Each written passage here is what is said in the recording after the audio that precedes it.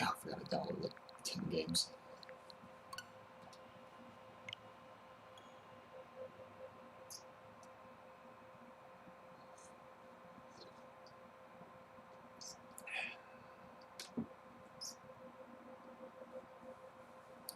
Sam, good afternoon. Hello.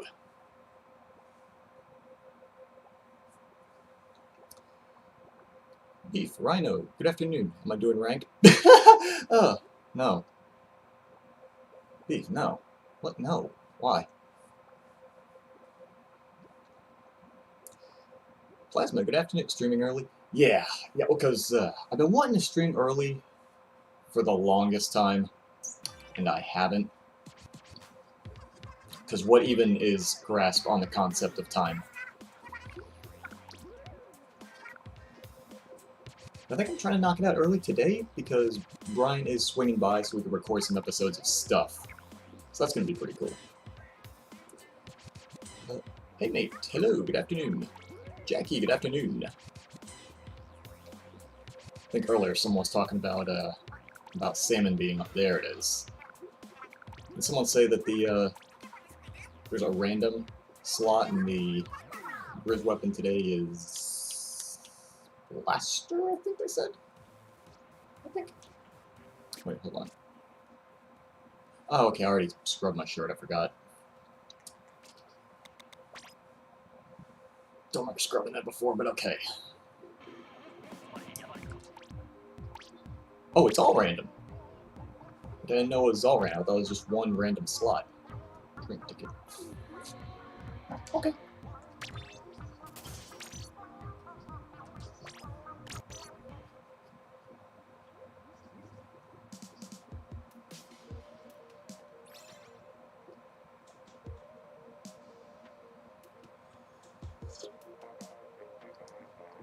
Okay, Smoke Yard's not bad. Certainly do a lot worse than that.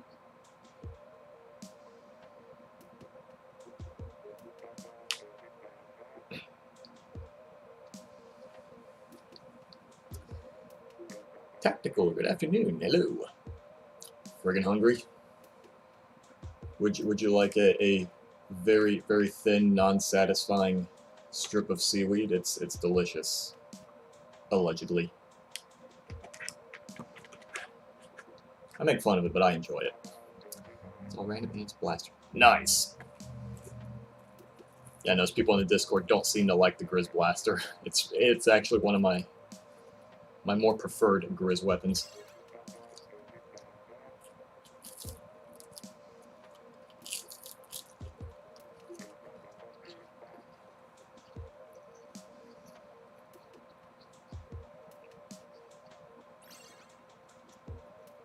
This boy, hi.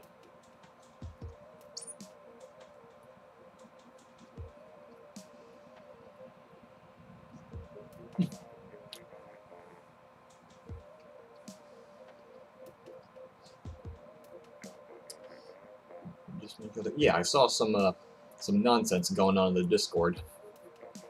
That's just great, just slosher. Yeah, I'm not a fan of the slosher. Like I can see the slosher's benefits that it cuts through everything and punches through armor, but 4 shots in a full tank is inexcusable.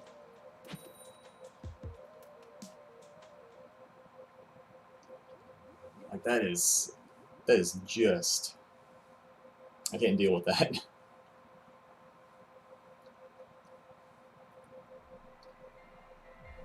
I'm too trigger happy to remain disciplined for 4 shots. You're asking way too much of me. Don't revive Sam? Why? What's going on? What's happening? This is not the blaster I was promised. I feel lied to.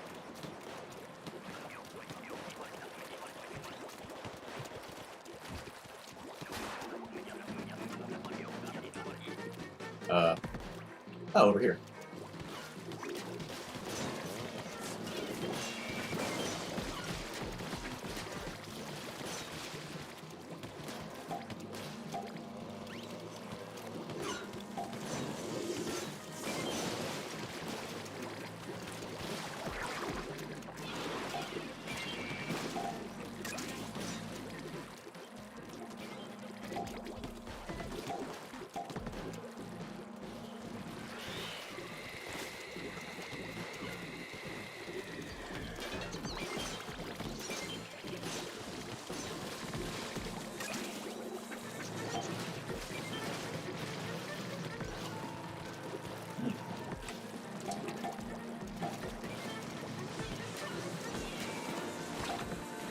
Oh! As soon as I let go of the button, I knew that was a bad throw.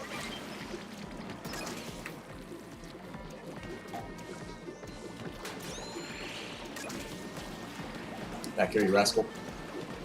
Whoops.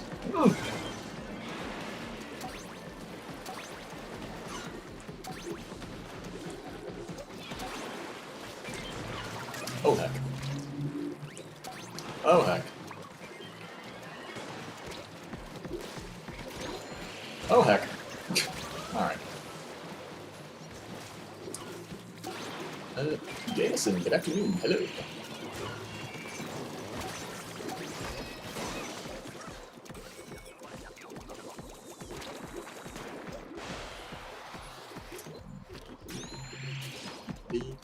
Yeah, I've noticed I've been going through a... There it is, there it is, there it is, there it is, there it is, there it is, there it is, there it is, there it is.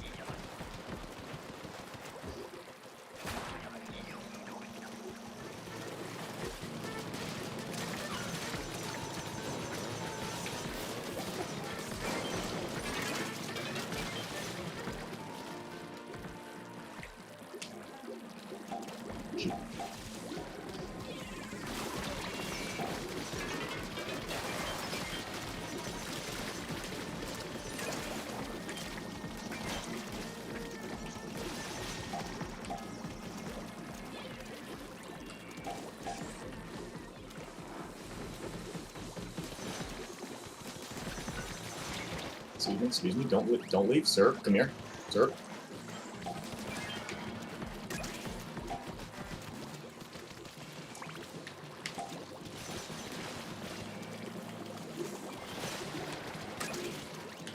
Shoot!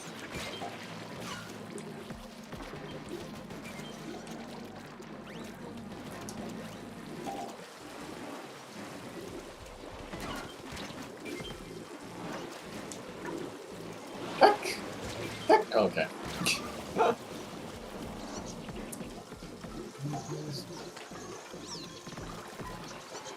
Give me that. Can you join up? Yeah, I'll probably end up cycling out the room. Like 3 matches.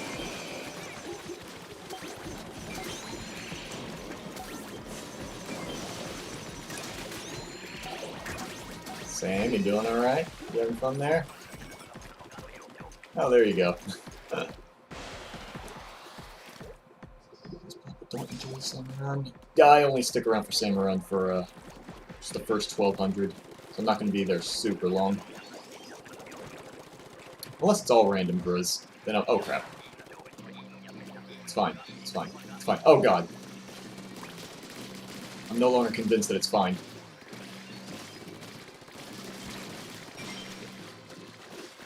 Heck! Contrary to popular belief, guys, it was not indeed fine.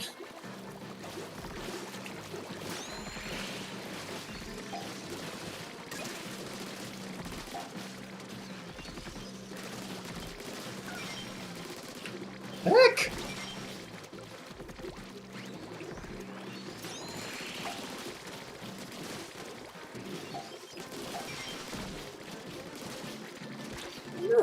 Get up there, get up there! Why are you getting up there?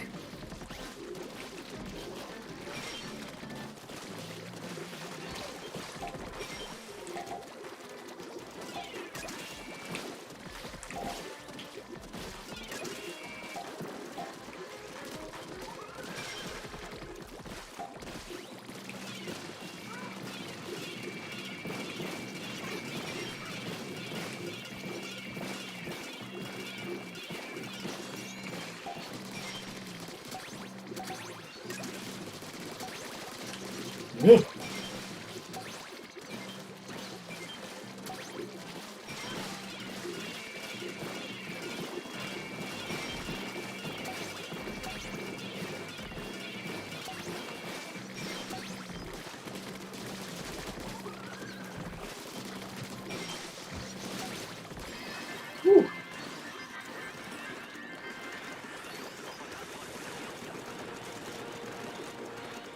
Please. Stop doing so. Mess. Good evening. Hello. Evening? Afternoon. Everything is fine. Everything proceeds to go wrong. Yeah, that sounds about right. That's my life in a nutshell. Got these blasters. I was gonna say that's not so bad, but yeah, I guess the slower blasters are a bit rough.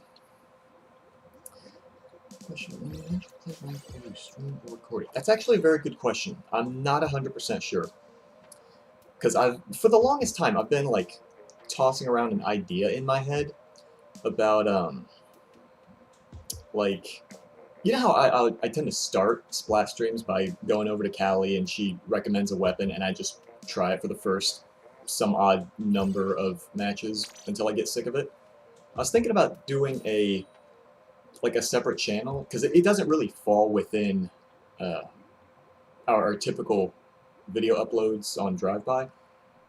Doing my own channel where it's just like a video featuring that particular weapon, but it's not like a, oh, look how skilled I am. It's not like SRB Dude, where he's actually good with the weapons. It's just me being a ninny. And I was considering doing that, and if I were to do that, I might record if I decide to do ranked, but otherwise I might stream it.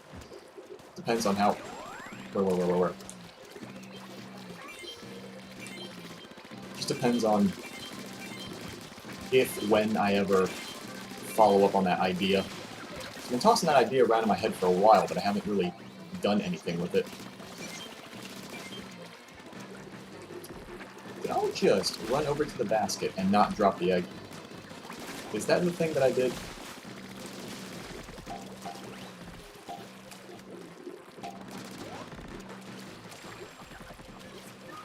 Where?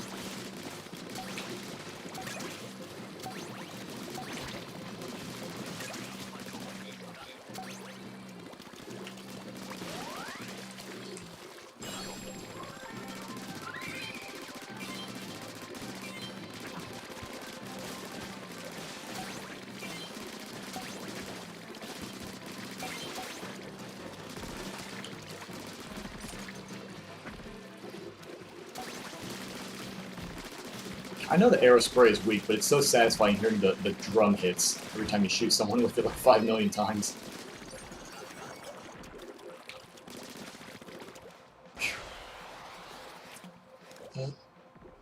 Oscar, good afternoon. Hello.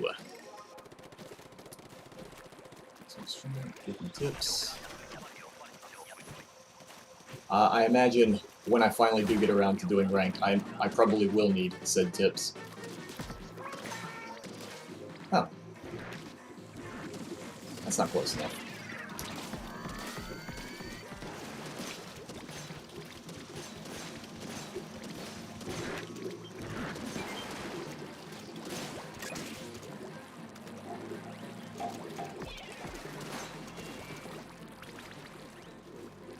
Mm.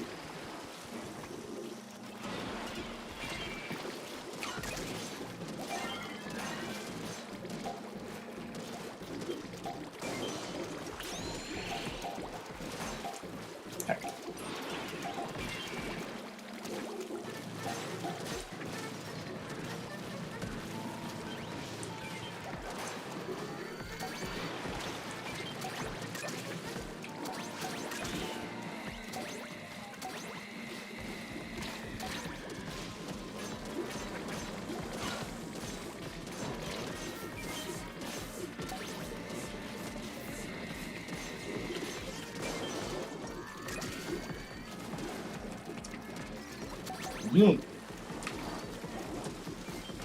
Shoot. Shoot.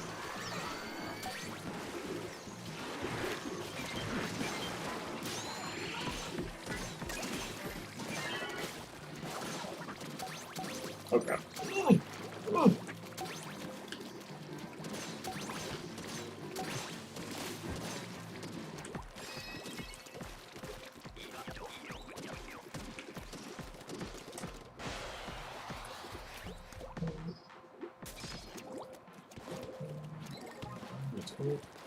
Yeah, Jameson, we can't, like...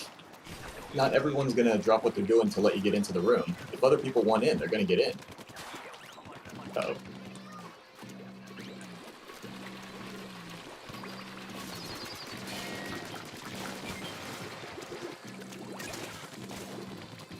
Look, what am I using? Standard? Yeah, okay.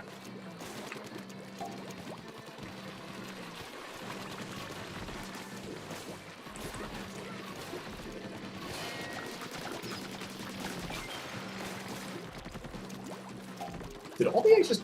Okay.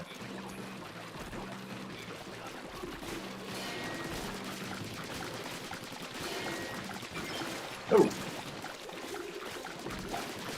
Didn't even consider the other one.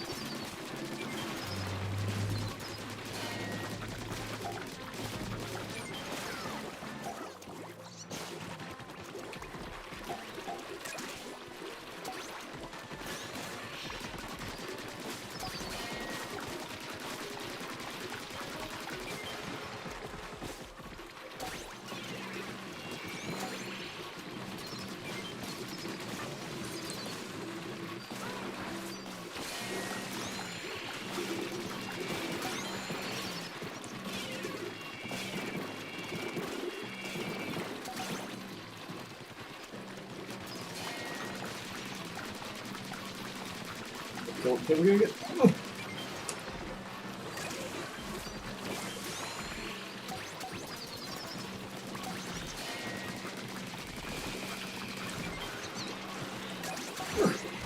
Better get one more.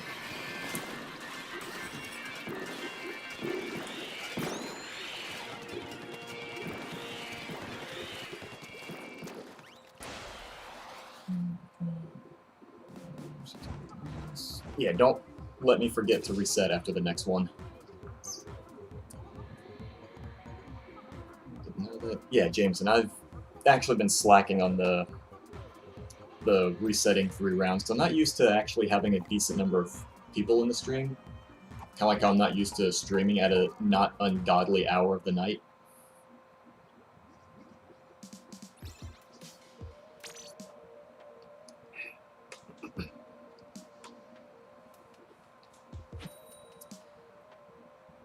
Silo Pit, good afternoon, hello.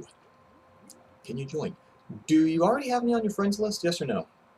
Because if you do, then I will be resetting the salmon room after this one, but if not, let me go to, like after this, I can throw my friend code in the chat, you can toss a request at it.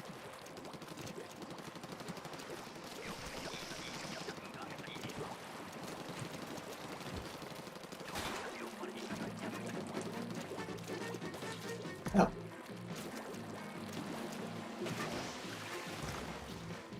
Nailed it.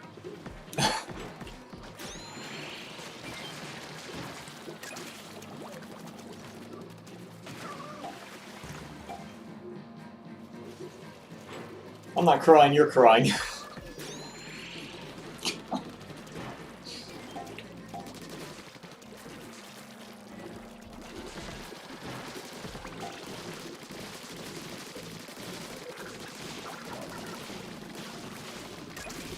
Is it me or did it seem like the fish are just focusing on that one spot in the water?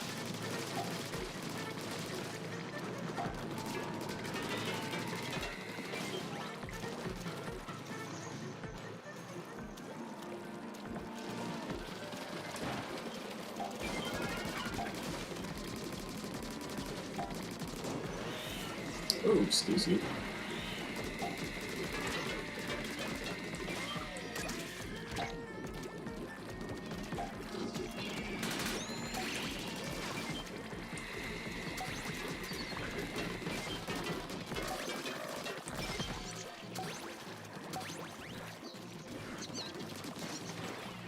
Stop, stop, stop, stop, stop, stop.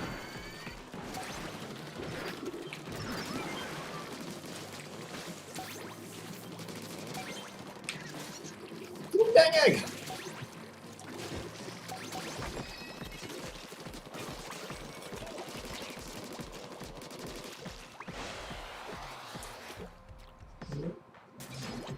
Yeah, if we maintain a decent amount of people for a while, I can probably switch to private matches.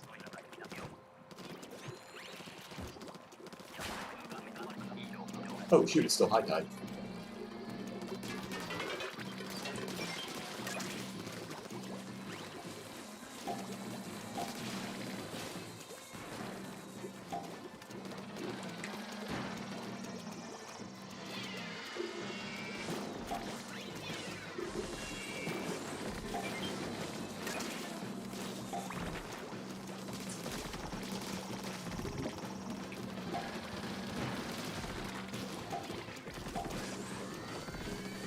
I'm gonna try to pull that platform back, but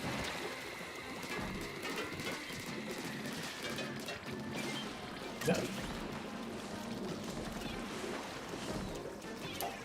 Good throw.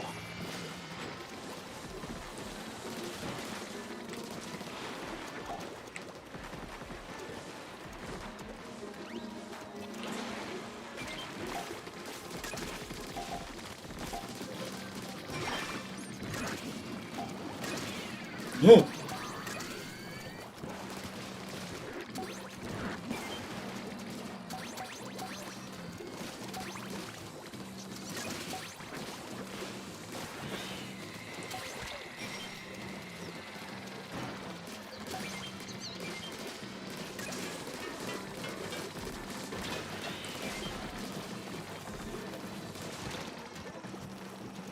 Wonder. Okay.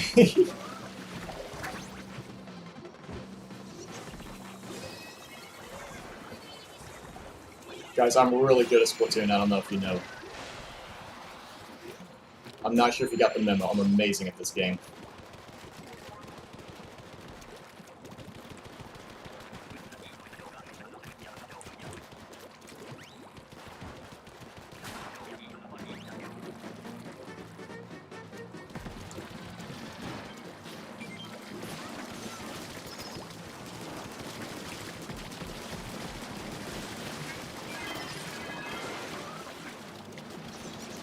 No, no.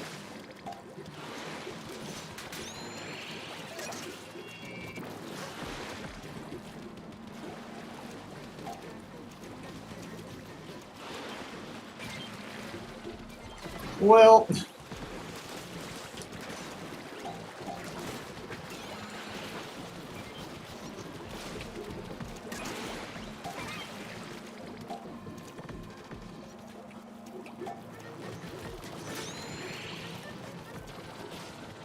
all right.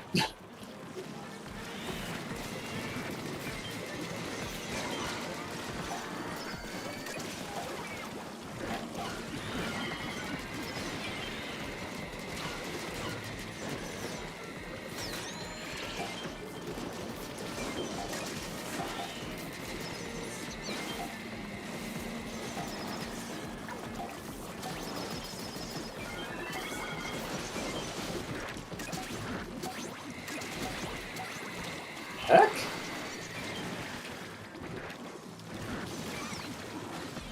Those need to get dealt with.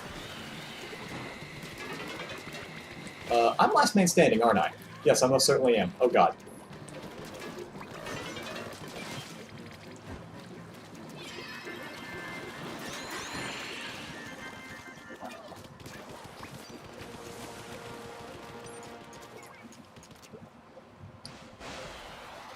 I need to disband the room after this one.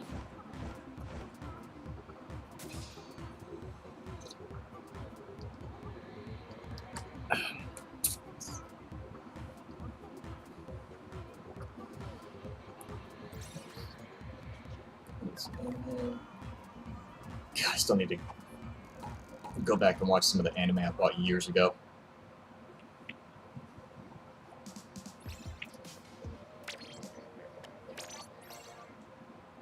Equals pro gamer. Yeah, dude, mate, didn't you see? I am the best at swimming. Don't be jealous of my ability to swim.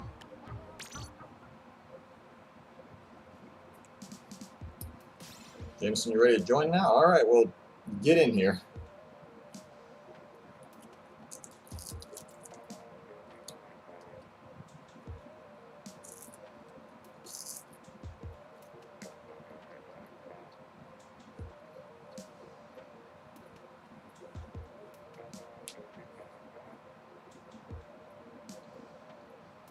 There he is.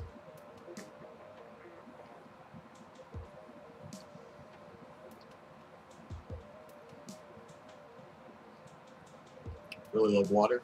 That's got some Bob Ross vibes out of that. Let's take a little bit of the phthalo blue. A little water, not too much. I really love water. It's so much fun to do. I'm getting a fort. There we are.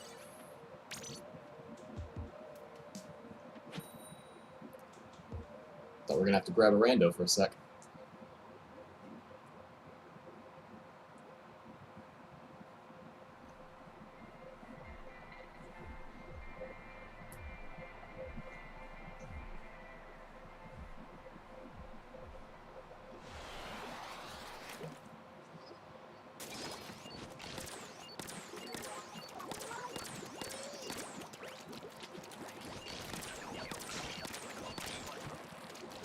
Do we seriously have three snipers? We have 3 snipers.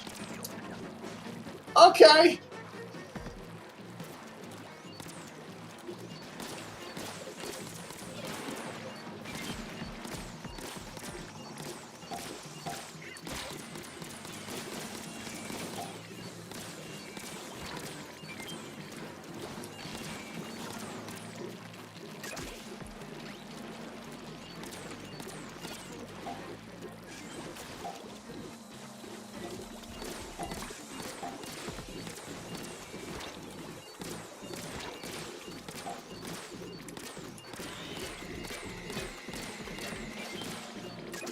No.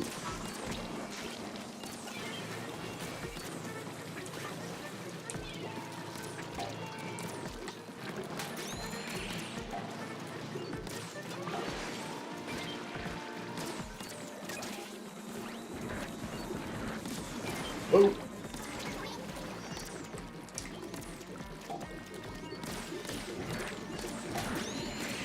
Heck.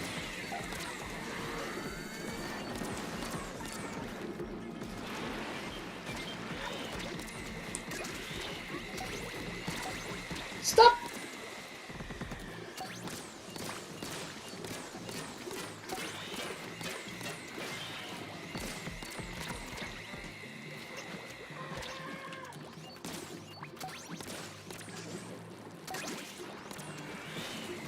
Oh, damn it!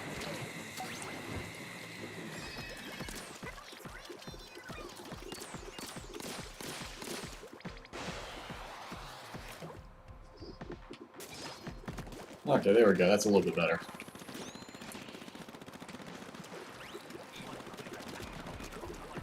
I feel like I was much help with Fisher Price as my first sniper rifle.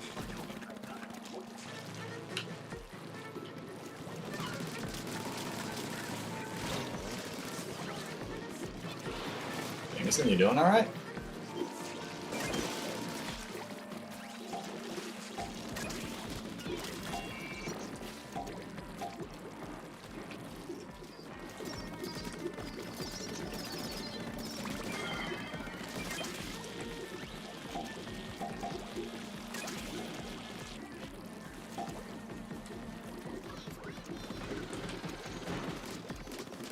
Open up.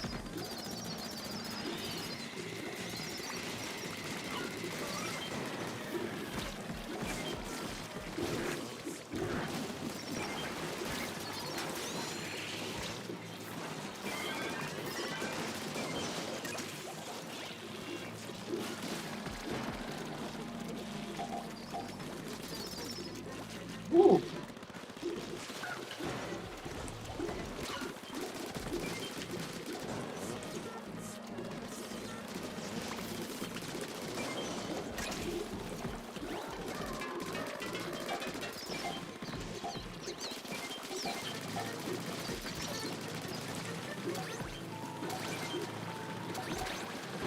Why are there so many clouds over here?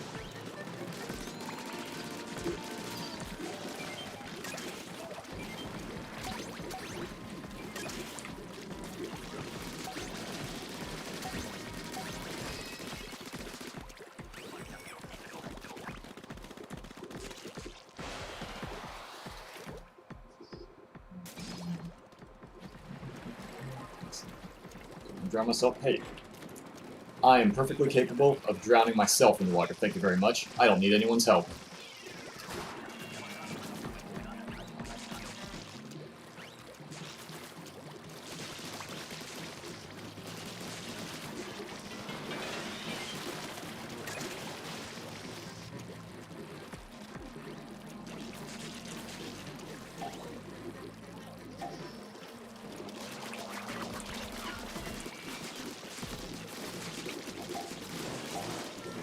Mm.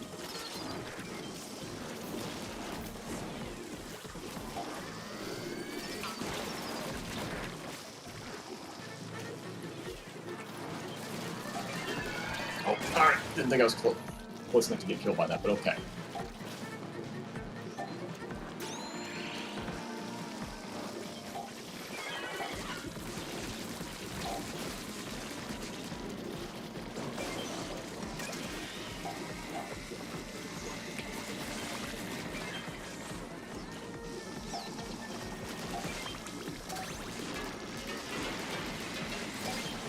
No. No.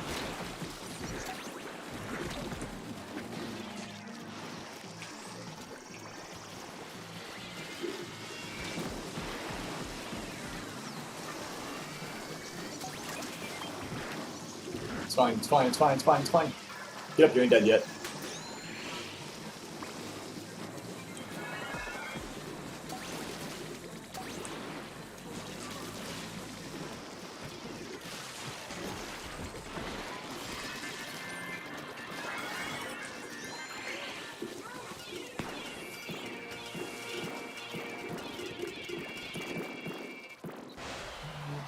Still haven't watched Soul Eater. That's why I saw someone die, just stared at them for a second, then left. Yeah, sounds about right. It's like, not my problem.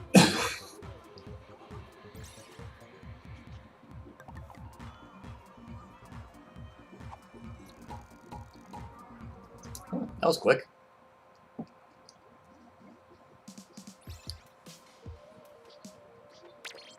Whoops. What was that like? Did we get it in 4? That was pretty fast.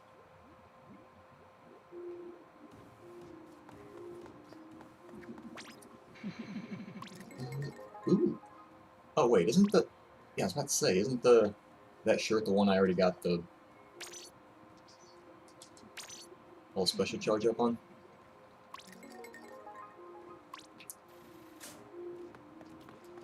Alright, Callie, what horrible, I mean, fantastic weapon am I going to start with? Definitely the best choice. I don't know how they determine how many eggs are required. Like, I know it goes up gradually, but I don't know how they calculate it. Oh. That's not bad. Alright, blah blah blah billabonger.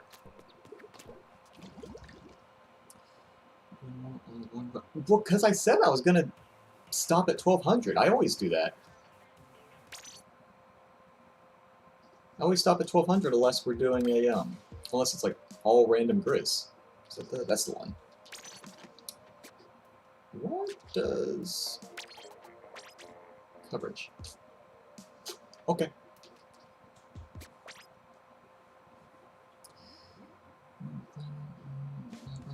I think it's whether or not we do private is going to depend on how many people get into games on this. It was all random. Jameson, Grizz random.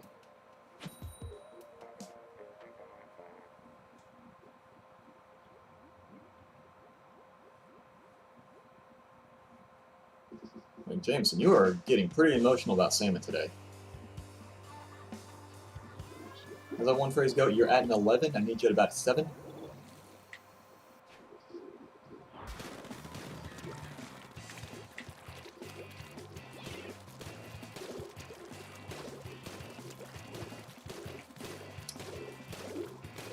They don't have any super long-range stuff other than Zap.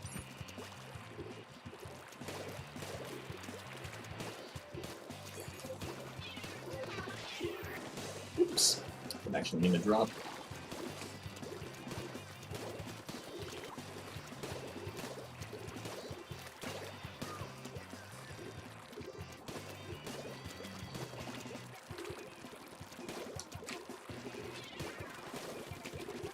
Whoop!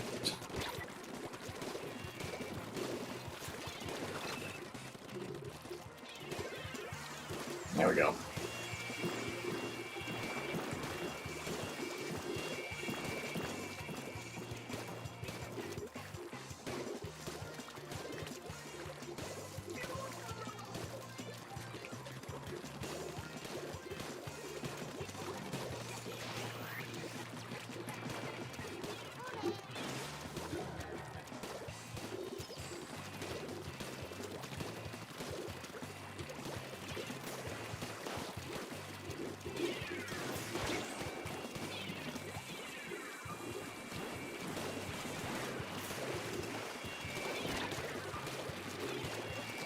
Not the rain, please, not the rain!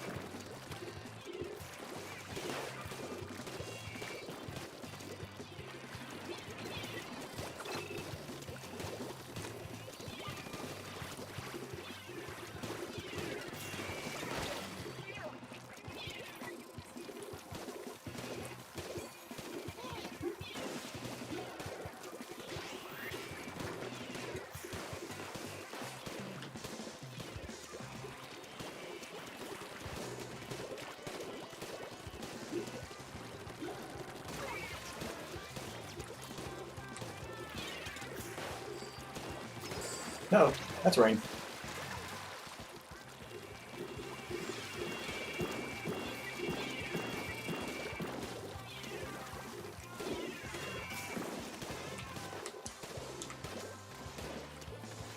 No!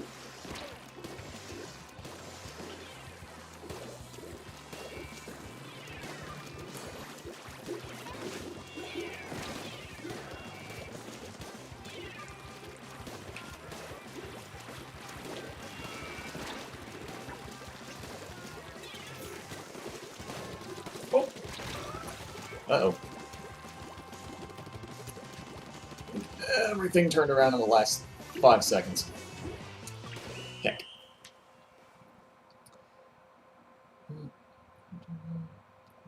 Disconnect like... Oh, Oscar, please don't disconnect.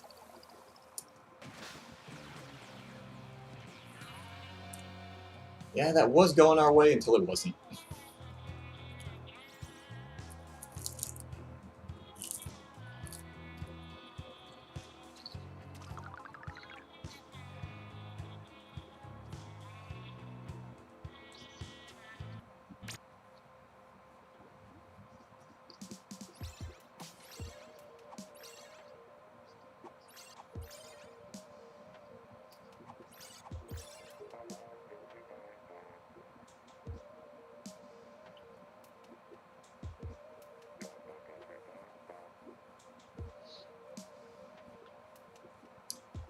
I think about it. That one dude that was asking if he could join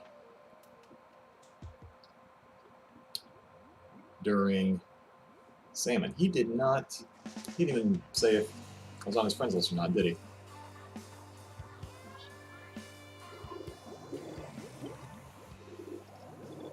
Apparently, he wanted an answer in the first 5 seconds.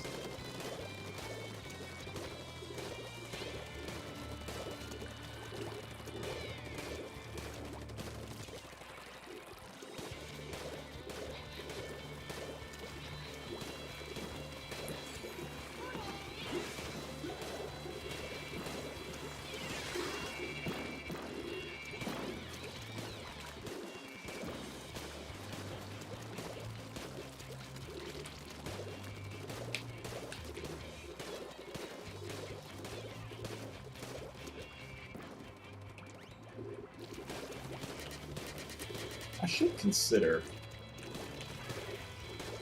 maybe using something with object shredder.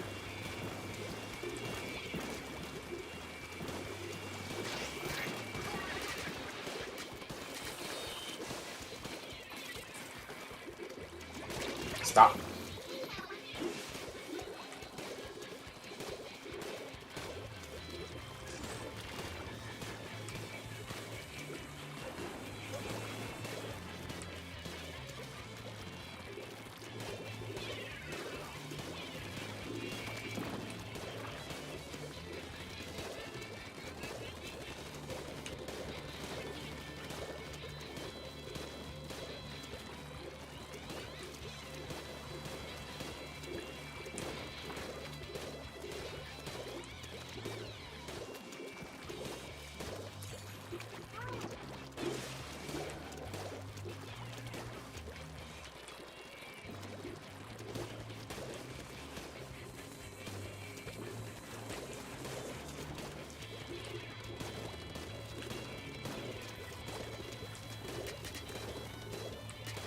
Whoa, that's a lot of blue all of a sudden.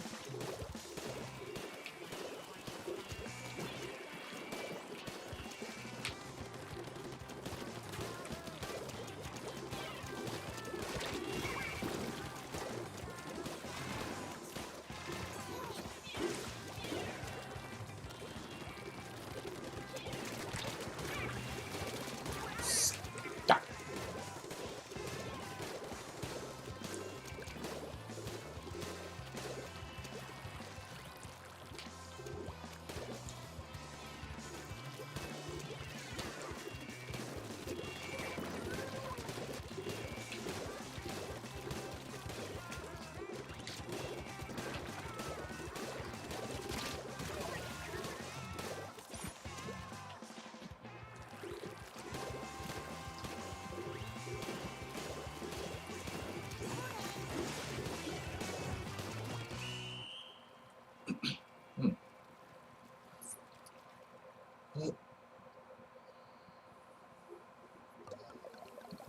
Quick Howie make people rage? I don't know how I can... What would I do to make people rage? I don't know how to...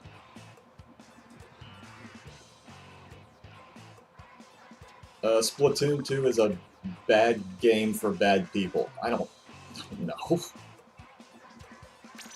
Scale of 1 to 10, how disappointed would I be if you edited Moto into an anime girl?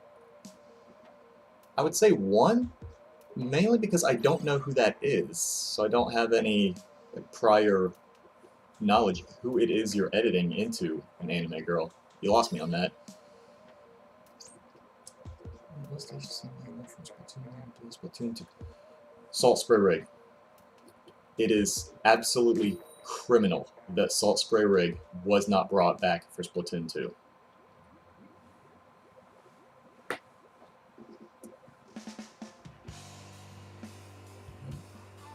Oh, I forgot about Mahi Mahi Resort. Yeah, I remember liking that one.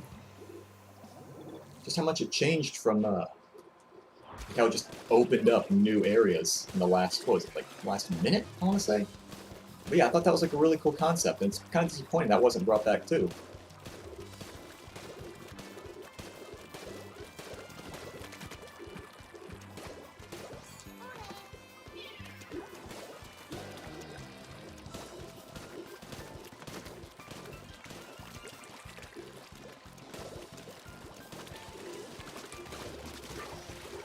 Someone's there. I know they're there and I can't hit them.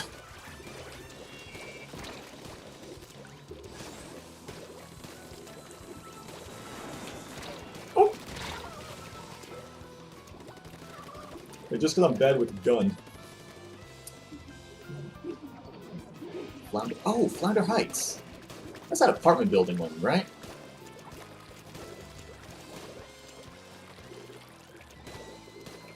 One that was like very vertical.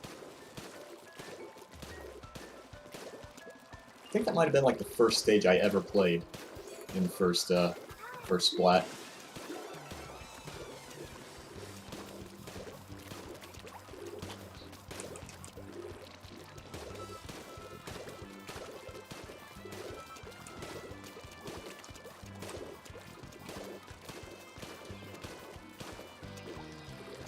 Whoa, okay.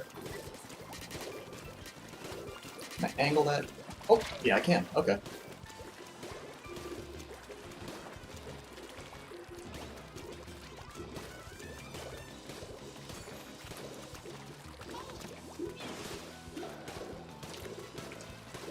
Uh-oh, uh-oh, uh-oh, uh-oh, uh-oh.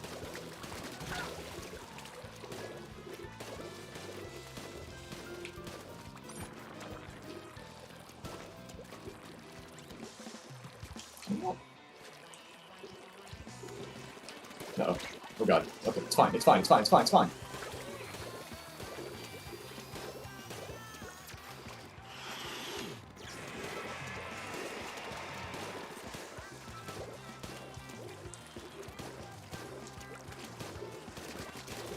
Can't believe that actually hit.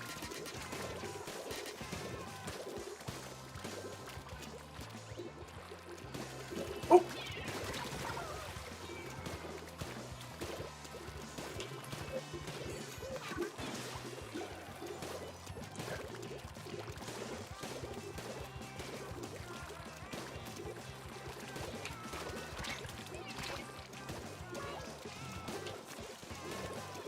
Oh god, there's so many bubbles. Oh. Scooched my way straight into that one. Urchin Underpass, to be honest, I could take or leave. Like, it was kinda... eh. It wasn't awful, but... I don't know. Flounder Heights is eh. The Flounder Heights wasn't bad, but I think I just don't have as much affection for Flounder Heights as a lot of people do. I don't think it's bad, though. What special ability do I want from Splat 1?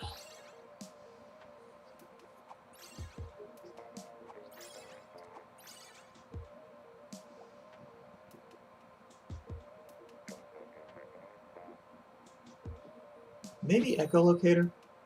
Because someone was saying Ink Strike, but if you remember, the Ink Strike, it depended on using the screen on the gamepad. And the only thing I could think of that it could do on this is like you click the stick in to activate it and it forces you into map mode, but then that would be kind of difficult to use like in the last like 2 seconds of the match. You know, sometimes people will just throw out their special really quickly as like a last-ditch effort. Like, I don't see a person like activating an Ink Strike and then finding a good place to put it in the last 1 or 2 seconds.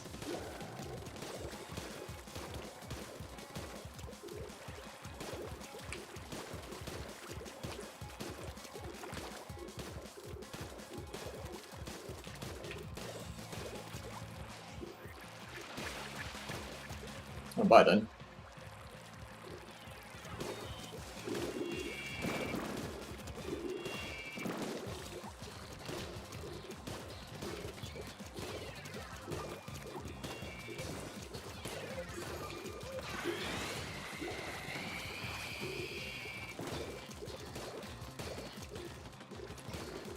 Oh, hello, Bubbles.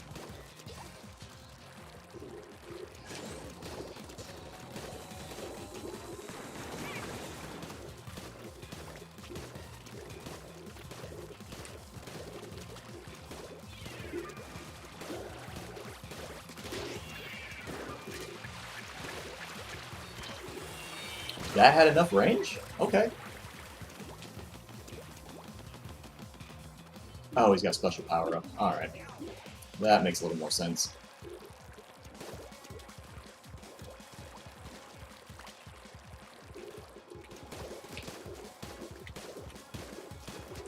Sir, I'm gonna have to ask you to not.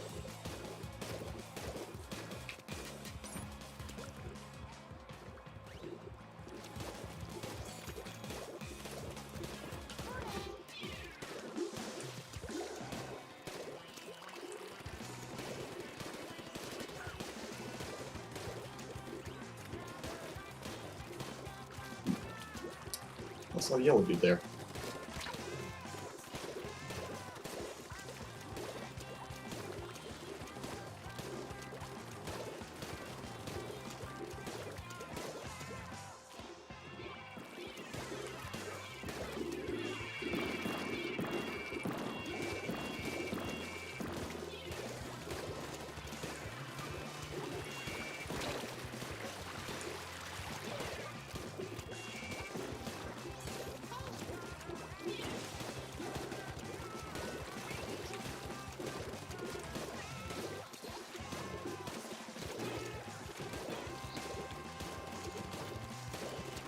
Heck!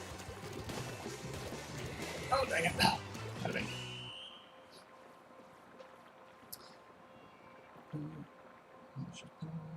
Affected both your weapon and sub power up. I actually don't remember most of the abilities from the first Splat. The only unusual things I remember were that there was also attack up and defense up. And wasn't ink resistance like a shoe specific thing? kind of like Object Shredder, how it's not something you can keep stacking. Inkzuka? I don't know. Inkzuka, I was never really good with it. Plus, I got killed by the Inkzuka in ways that I feel were shenanigans. Like we were mentioning Mahi Mahi Resort one time. You know how when you shoot the Inkzuka, it fires like a tornado that eventually shrinks as it travels? I had one where someone fired an Inkzuka from one end, like one corner of Mahi Mahi, and hit me at the opposite end. I'm thinking, even if, eventually with it shrinking in size, it shouldn't reach from corner A to corner B, should it? But I don't know, it's... Might just be me, something I don't know about Inkzuka or something, or maybe he was using abilities that gave it more oomph, but...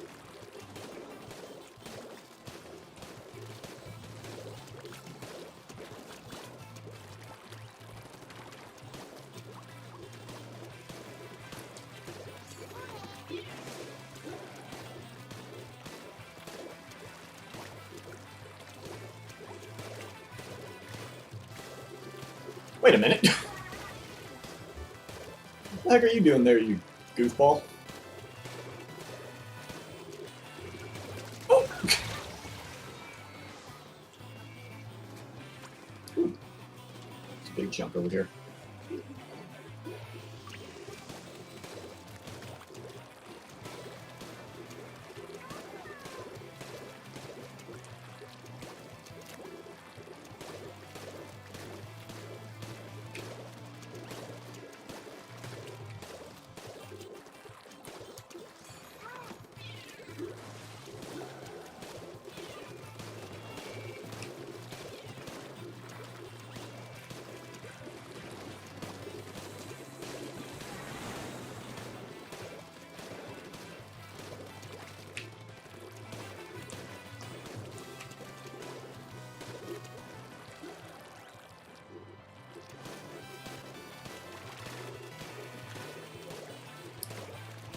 Scared the heck out of me. I had my camera pointed up and I just see another green dude drop in squid form.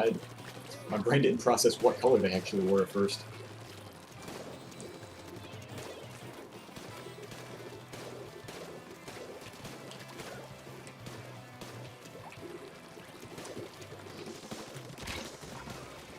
Wait a minute, wait a minute, wait a minute, wait a minute, wait a minute, wait a minute, wait a minute!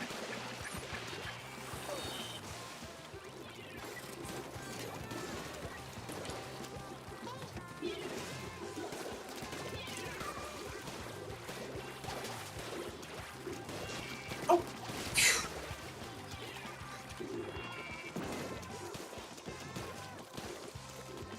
Alright, wait a minute.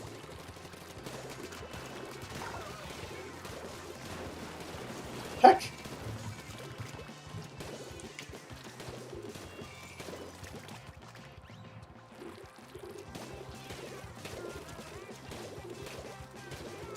Oh, okay.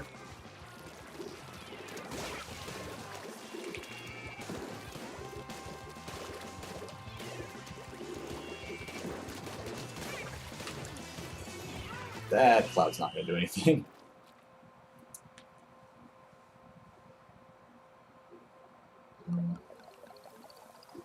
Inkzuka's improved, worse than that. Did the Inkzuka have more range than an E-Leader? Because I know it's hard to imagine, but as bad as I am with snipers in this game, I was worse in the first Splat, if you can believe it.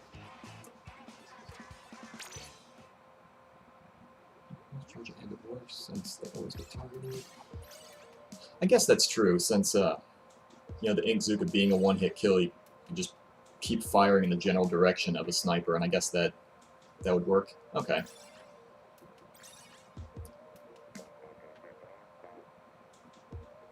What was that? That was terrible. Jameson, if you're ever feeling bad, just use the Putz 12 method and cuss and scream and blame your teammates. Disclaimer, do not do that.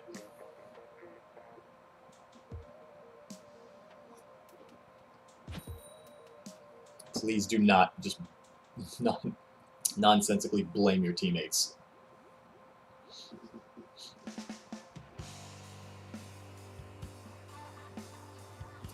And remember, kids, when you're watching Putz 12, the drinking game is no signal.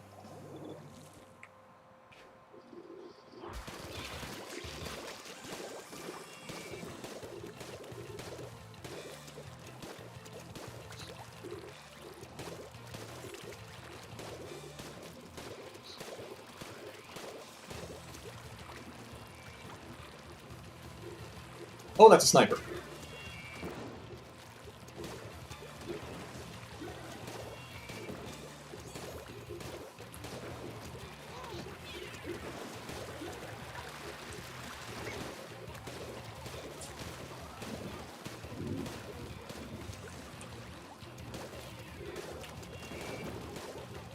Heck!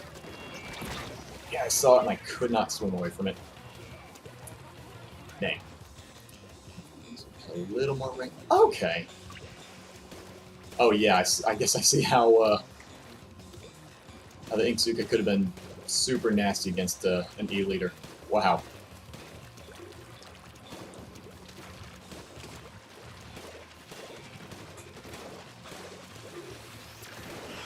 Crap! So we're basically talking the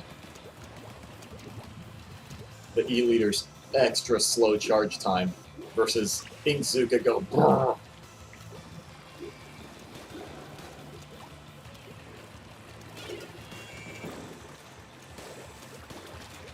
Move. Ooh, that shield.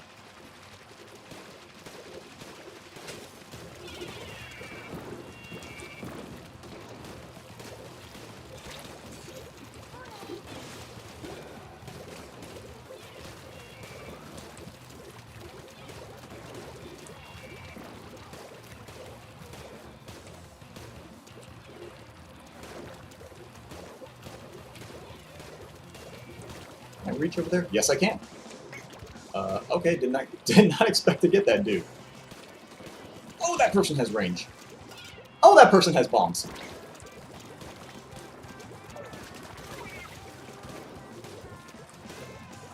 It's fine, I'm not panicking, you're panicking.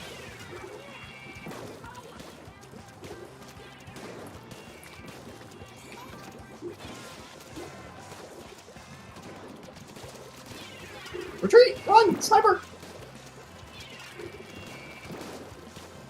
Heck! Ah, I just wanted to get one of them.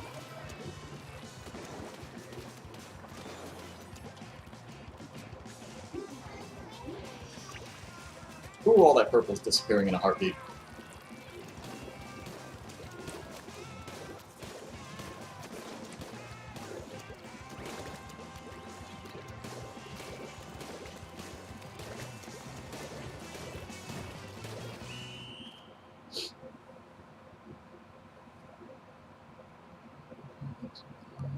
Sniper. Yeah, the E-leader is the extra slow sniper that can hit a mosquito from orbit.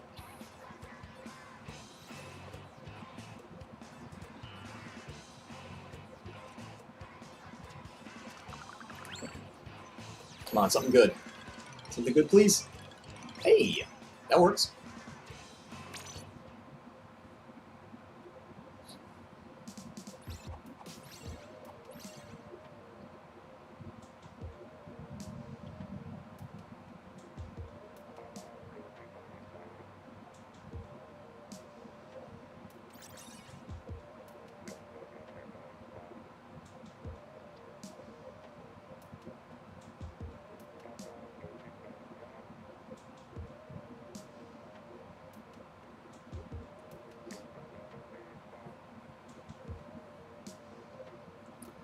Usually isn't too slow when you get used to it.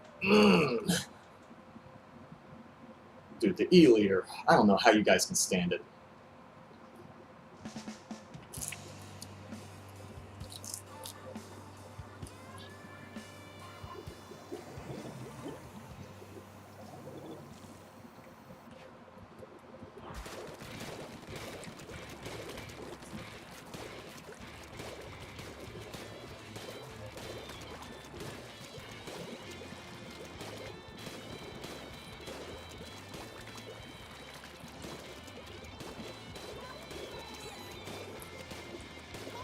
Whoa! Oh, okay, sniper. All right.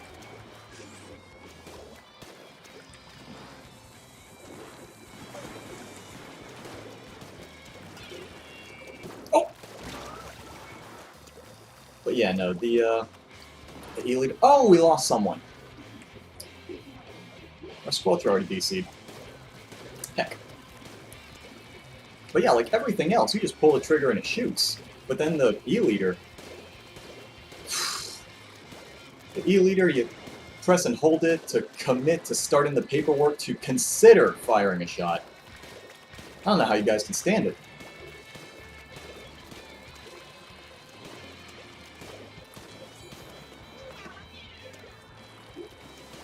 Did that? Oh, jeez.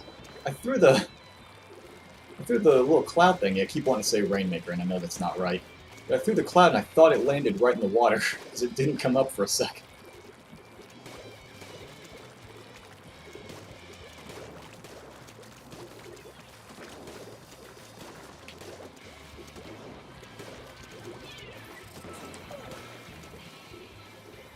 Oh, heck! I saw it, and I couldn't kill him in time.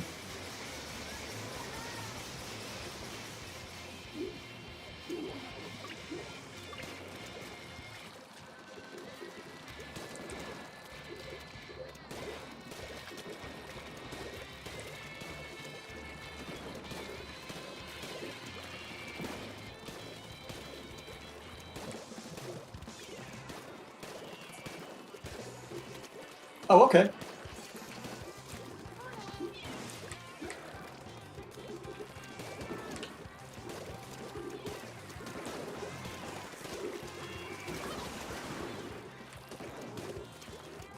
Now, how the heck I killed that guy, but alright.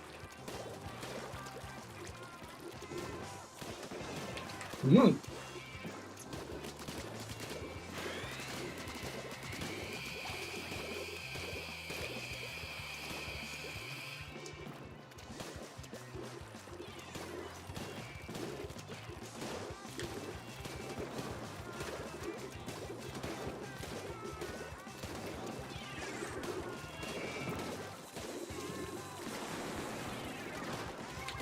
Oh, that's blue.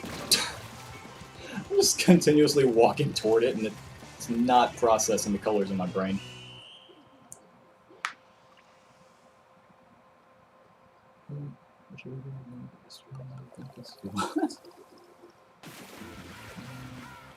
Cloud should be called Rainmaker. It would make a bit more sense, but I mean, considering they already called the... Wait, what?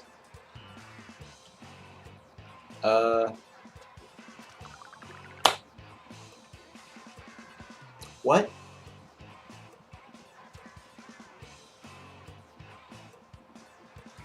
Okay, alright. So, anyway.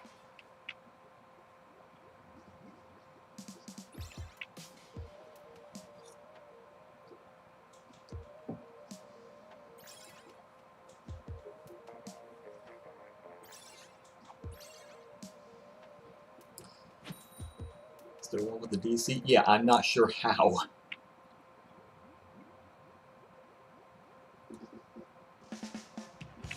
Pog? Ugh, Pog. That dang guy.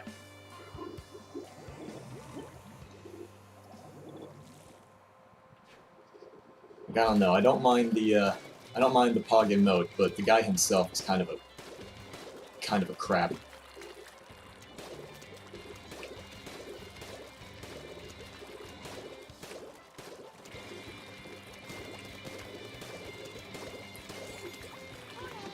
Oh, okay, alright, just kidding, just kidding, just kidding.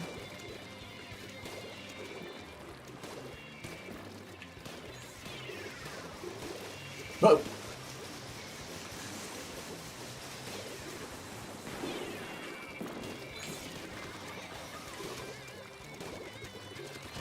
Heck!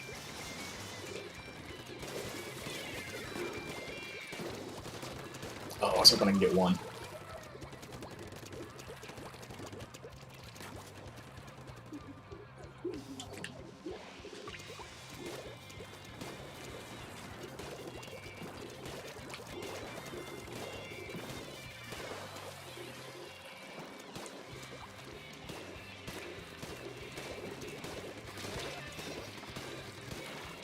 Ooh! I himself saved my bacon on that one.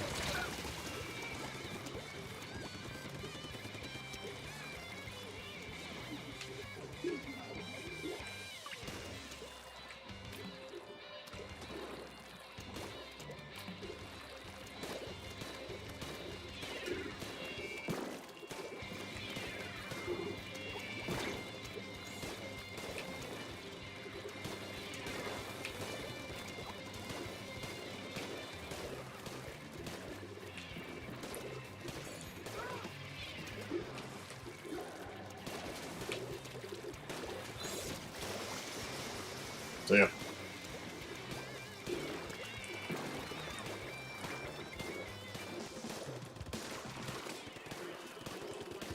Biden? Okay. Heck! Jeez!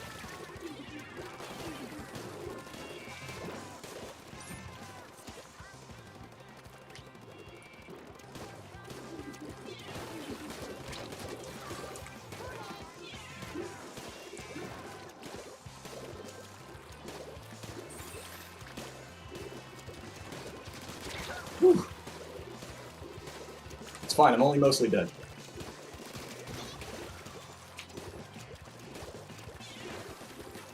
It's fine, I'm only mostly dead!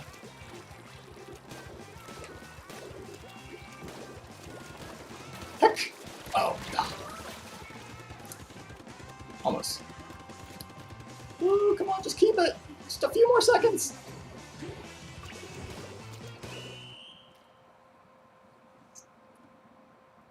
Yeah, that's theirs. Oh well. Wasn't doing the Switch so much. You started sweating? Animal Crossing I still have not done my Animal Crossing stuff today. Heck. I gotta remember to do that before me and Brian start recording. Need another KK song tonight.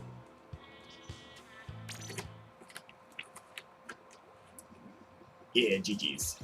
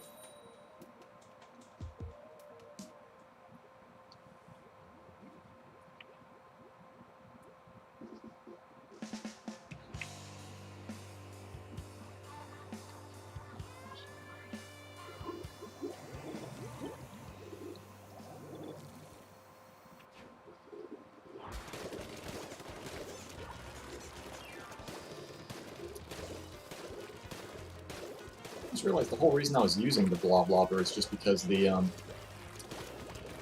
I was doing the whole Cali recommendation thing, and usually I only do that for a few matches. I keep forgetting that I actually kind of like the Blob Lobber.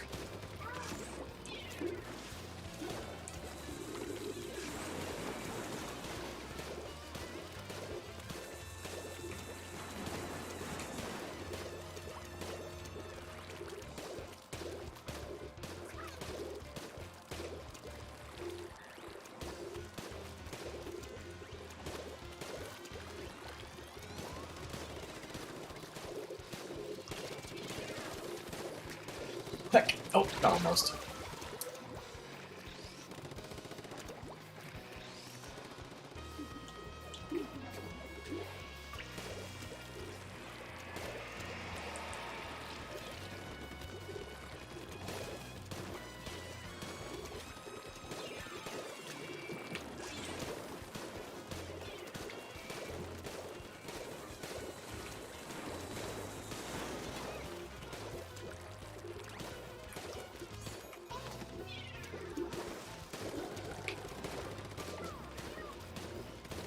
Come here, you rascal, you're in there somewhere.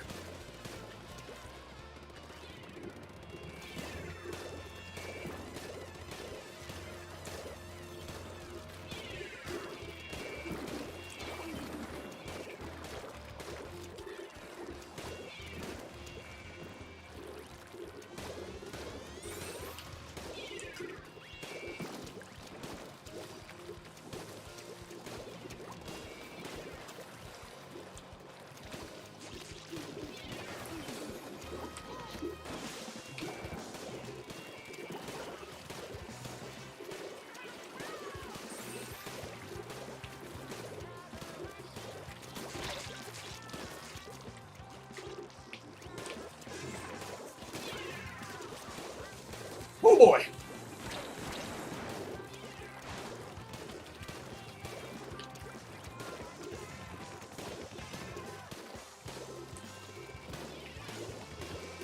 There we go. Shoot.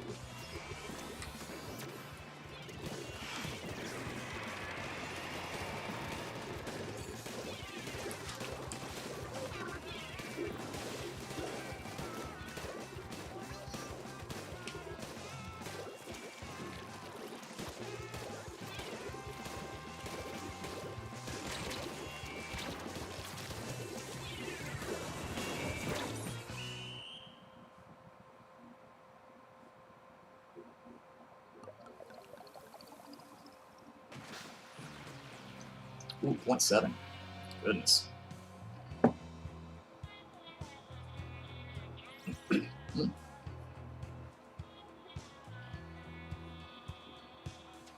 Probably do one more with the blob blobber and switch something.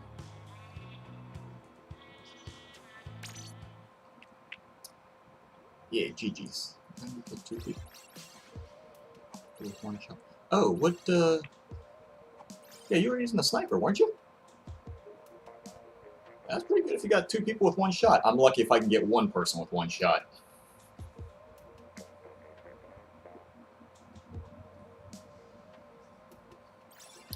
Don't ask.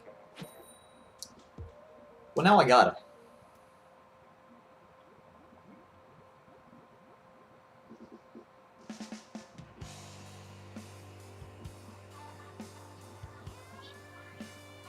Can't just name yourself Don't Ask and expect me to follow that.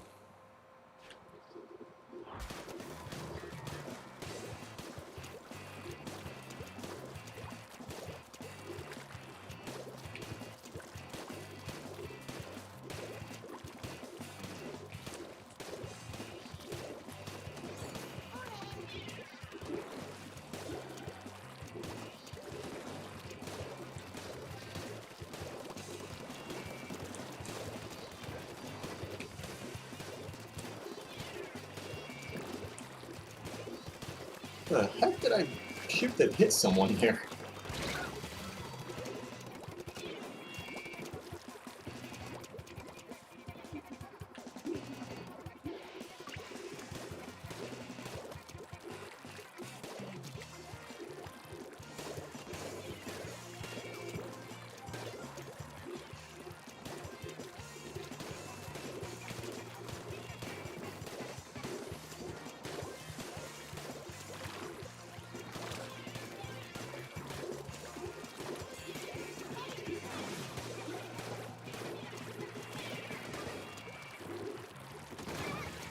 Whoa! Okay, Mr. Sniper. Wow. I keep aiming just a little bit off because I think that they're going to dodge into it, like they're going to expect me to shoot where they actually are, and they just don't.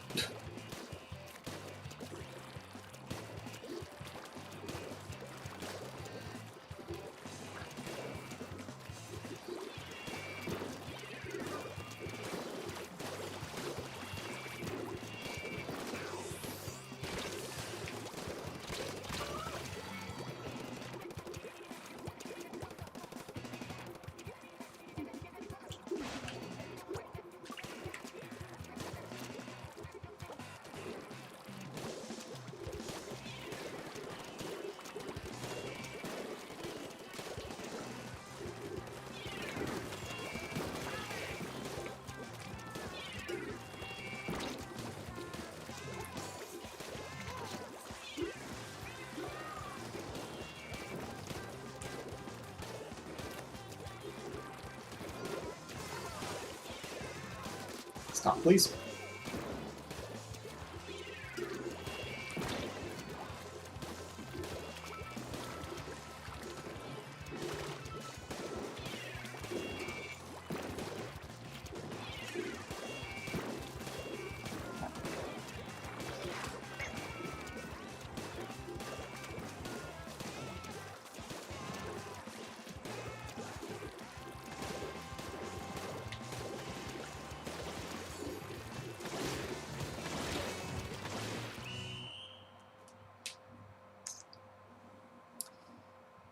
Let's see. All right, see you later, Henmate. Thanks for stopping by.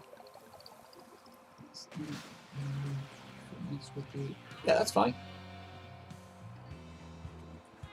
Yeah, GG's. Oh, did say I was gonna switch weapons on this one.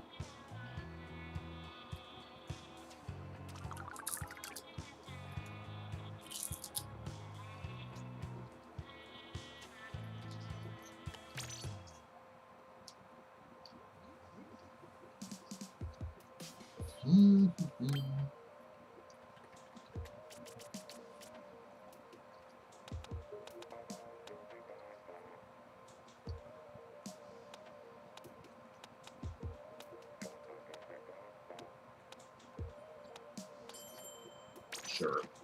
Actually, let's go with that. Why not?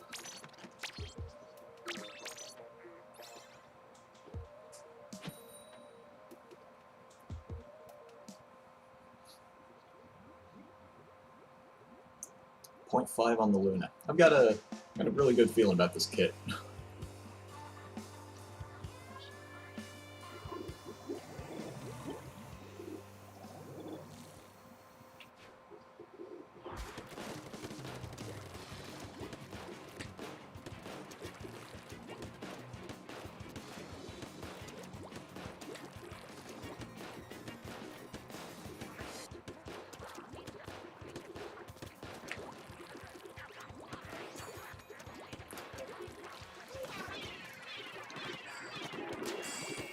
Oh, how the heck that... Okay, you know what? It's fine.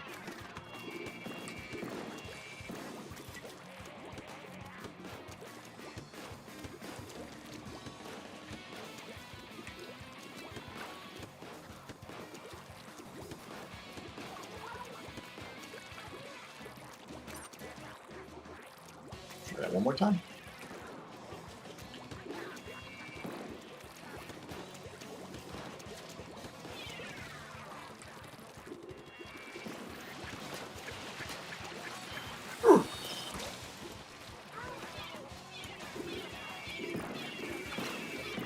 Hello. Oh, what was that? Let's keep my eye on the roller.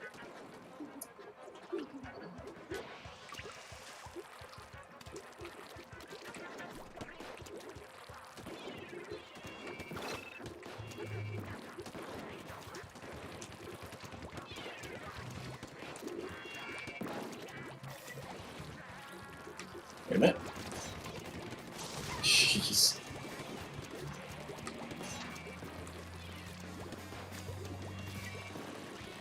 Oh, I think that might be Brian, actually.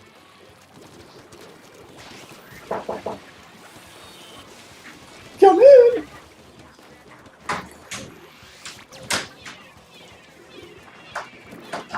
Oh, hi. Greetings.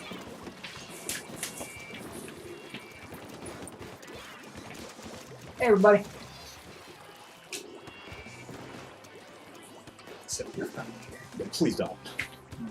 Set it behind you. Okay.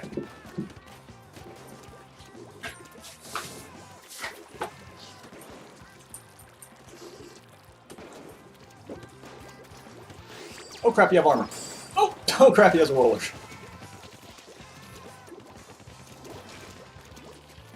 Are you winning, son? Jesus. Hello.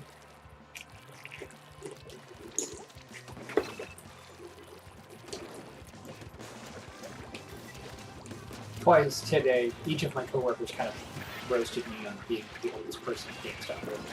Oh.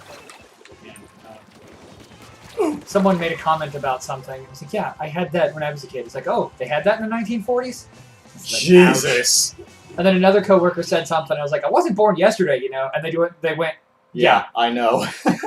clearly, I think is the word they used. I was like, Oh, jeez. That's...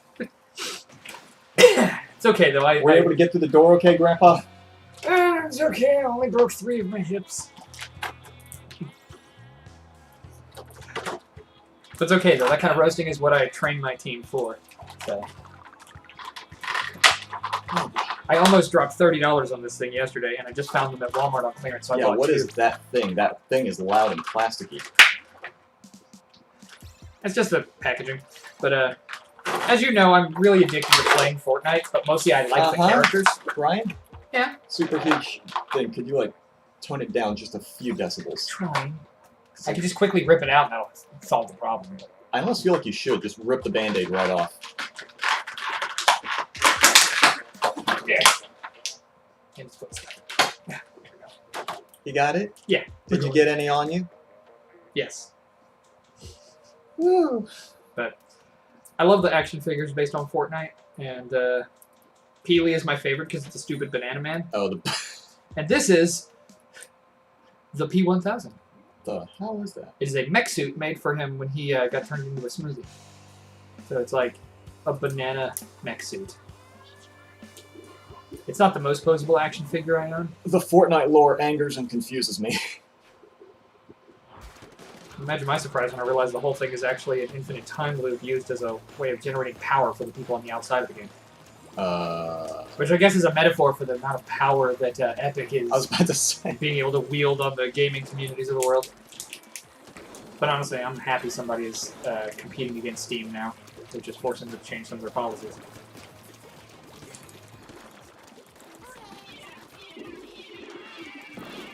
And Elected comes with 4 different smoothie bottles of different facial expressions on them. And his cape is technically made of the skin of his Let's unsmoothie version. maybe leave that area. There's a sniper just waiting for me to poke my head out.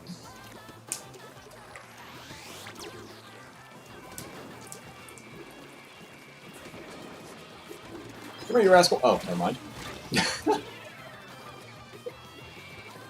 I joined in, but I couldn't find my Switch this morning. I set it somewhere in the house and forgot where. With my luck, it's either in the refrigerator or the bathroom. Are you serious? If you had your Switch with you would join in? Yeah, if I had it with me. Oh my goodness. I wouldn't do any good. I'd be an absolute liability to everyone around me, including the opposing team. But...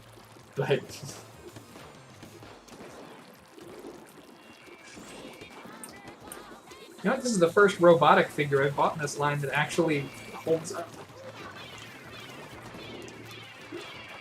It's decently posable with ratchet joints. Soft and clicky with buttery. Oh! The person had the, what's it? Oh, dang, that is a lot of main power up.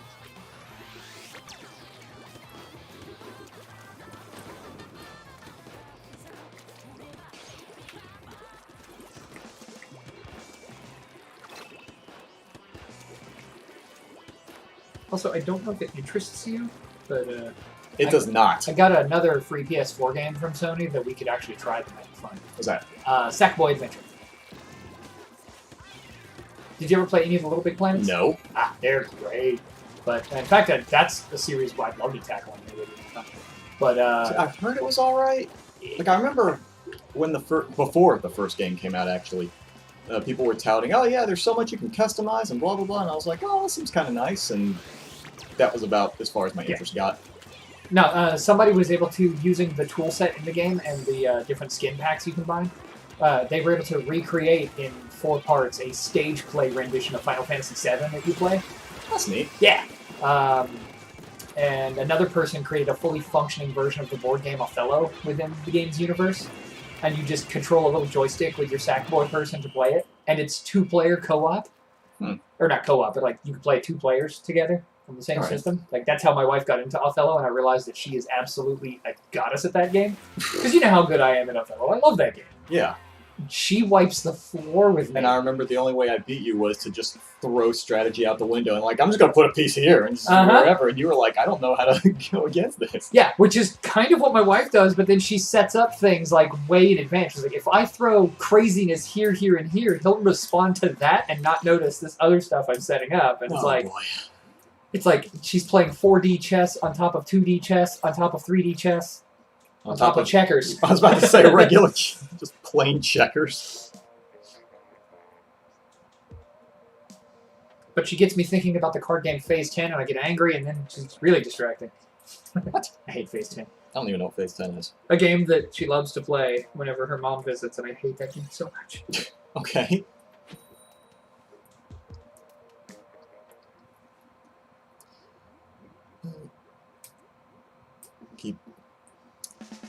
Keep my blasting butt away from Sam. You know, I feel like that phrase needs context.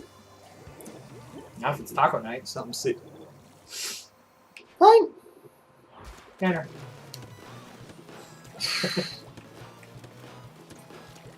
Alright, see you later, Oscar. Thanks for stopping by.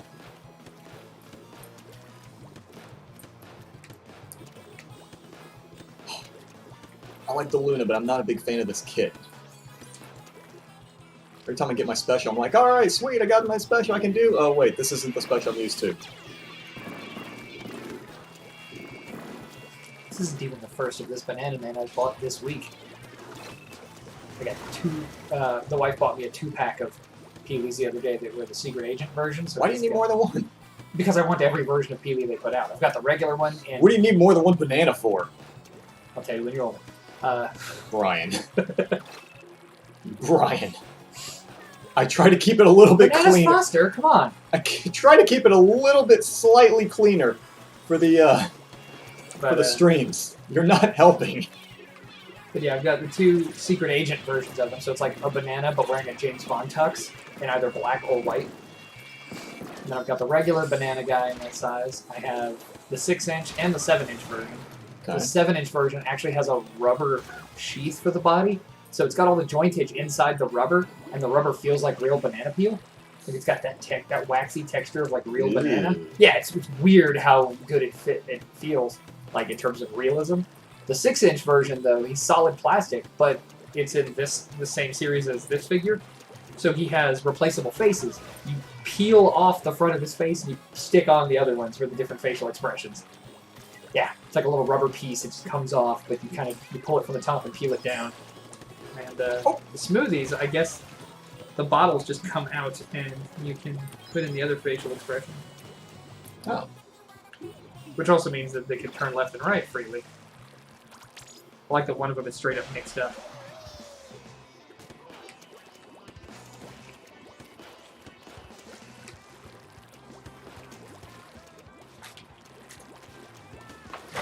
They could have done the Lego thing and actually printed facial expressions in the back. Oh, please. Are there people just chilling in there? What? They're like jellyfish just chilling. Yeah. Probably, yeah. There's a bunch of jellyfish just kind of hang out as, like... Set dressing? Set dressing, that's the... I keep forgetting what the phrase is. That's neat. I haven't played this game so far. Oh my goodness, people in the Discord were, came up... Well, I think I came up with the idea just as a dumb joke, but people supported the idea, Okay. and I don't.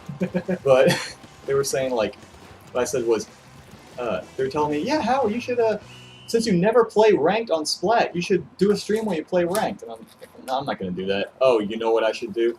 I should just, you know, with my 1,400 hours of experience, just keep playing all the casual modes.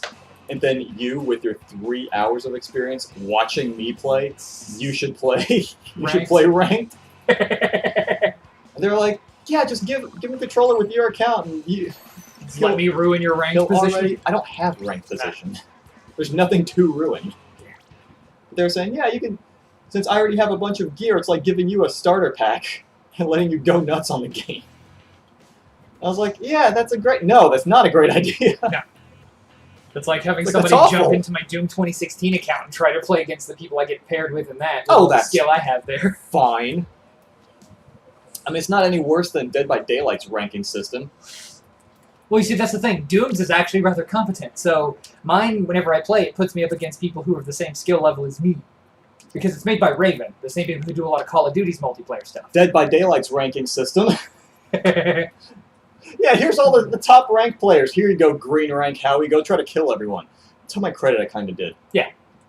Oh, by the way, Maybe it believes in you more than you do, and maybe you should take that as a sign. before I jump back into the game, Yeah. I just want to say, if anyone ever says Dead by Daylight is not a perfect game, you show them this clip. Oh, of course.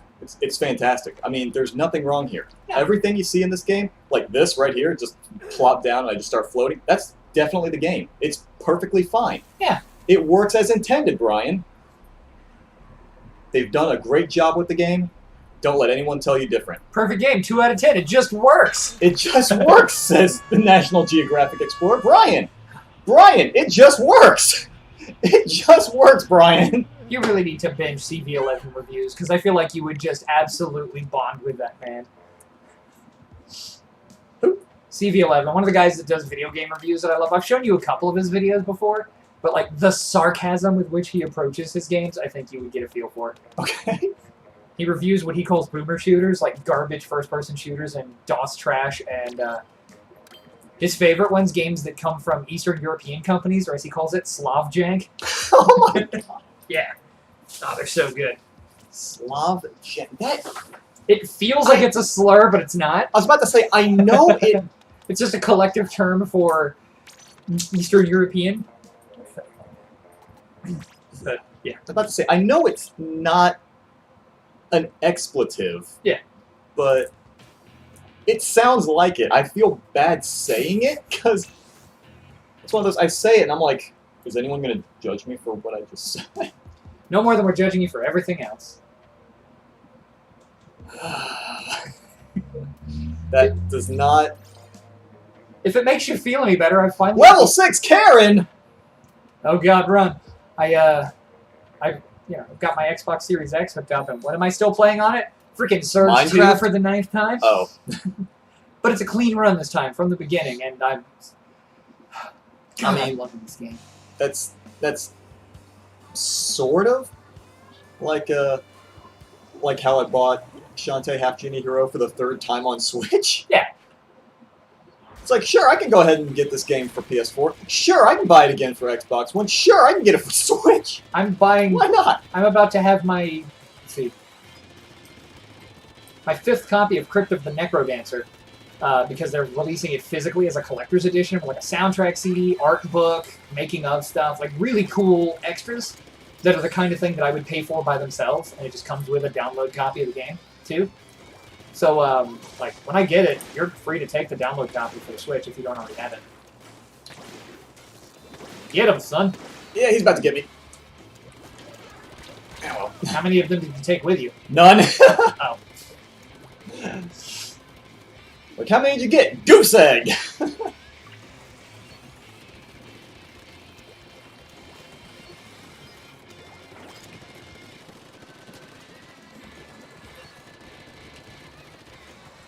What you looking at? I was just looking at the chat, seeing if there was anything I needed to comment on. Probably not. Well, I think the only thing you need to comment on is how he sucks. Why are you so bad at video games, Howie?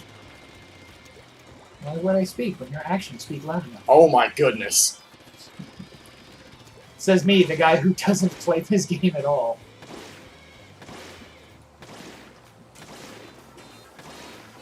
Jeez. What? It's fine. Everything's fine. No, you're We're doing fine. good. We're fine here. I mean, what is the only weapon I use in this game? I don't know. Roller only. That's Oh, all right. I ever play with is the roller. Alright. Hold button, walk forward. Yep. Panic the flail when in trouble. There we go. Wild Mike! I couldn't catch him, he fainted. I genuinely hope Wild Mike is a reference to,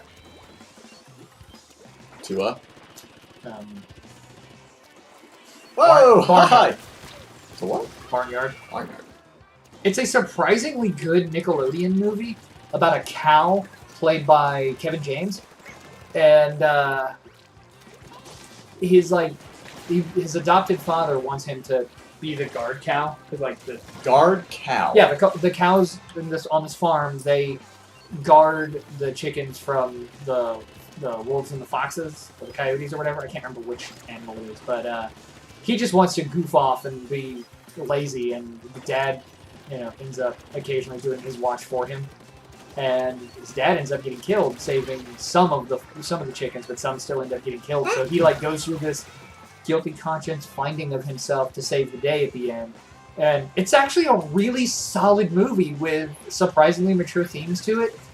And if you look at it in the right context, it's a surprisingly forward-thinking film because Kevin James's cow has udders. And one scene, him and his dad are like looking up at the sky, talking. His dad shares an anecdote, and he's like, "Yeah, your sister used to be just like that." And he's like, "Dad, I don't have a sister." He's like, "Oh right, that was you." Like, there's So, like like, a fan theory that It he's kind actually. of it kind of knocks on that wall a little bit. Yeah, and like a fan theory that it's actually that his character is that way, but is being just openly accepted by everyone around him to the point where they can kind of poke fun at him for it. That's kind of neat. And there's a weird thing because they do like weird parties at night to Boombastic by Shaggy. Like I said, the movie's weird. And there's this creature called Wild Mike that's like a fur ball with just hands and feet, and they unleash it as like the end to the party, and it does breakdancing. And I've seen the movie several hundred times because it was my daughter's favorite movie when she was a baby. There are worse films that I could watch on repeat. True. Not even films. There's worse things in general you can watch on repeat. Oh yeah. My coworker will often bring his daughter to work. Yeah. And if she's not watching cartoons of some kind, she's absolutely inconsolable.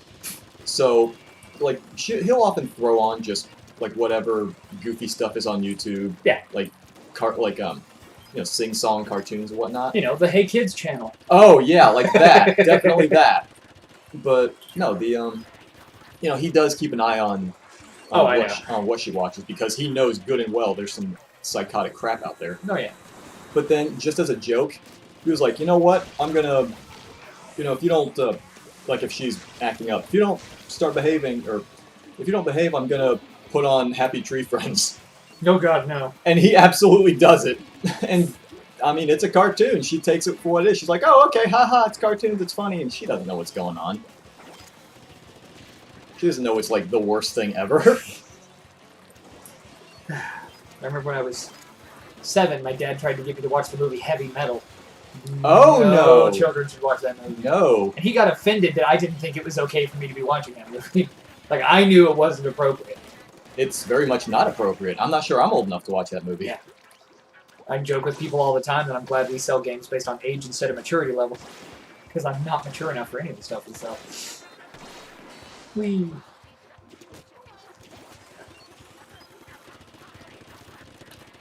But I am so buying a copy of Portal 2 tomorrow for my Xbox, now that it's backwards compatible. That's neat. Yeah. You know, it's got 2-player split-screen co-op. Yeah, I know. We should totally do that sometime. Should we? Yes. There's like so much crap we already have on. Oh, I know. But it's also coming on the 10th anniversary of Portal 2. So it feels like now is the time to knock out the co-op, or even the single player.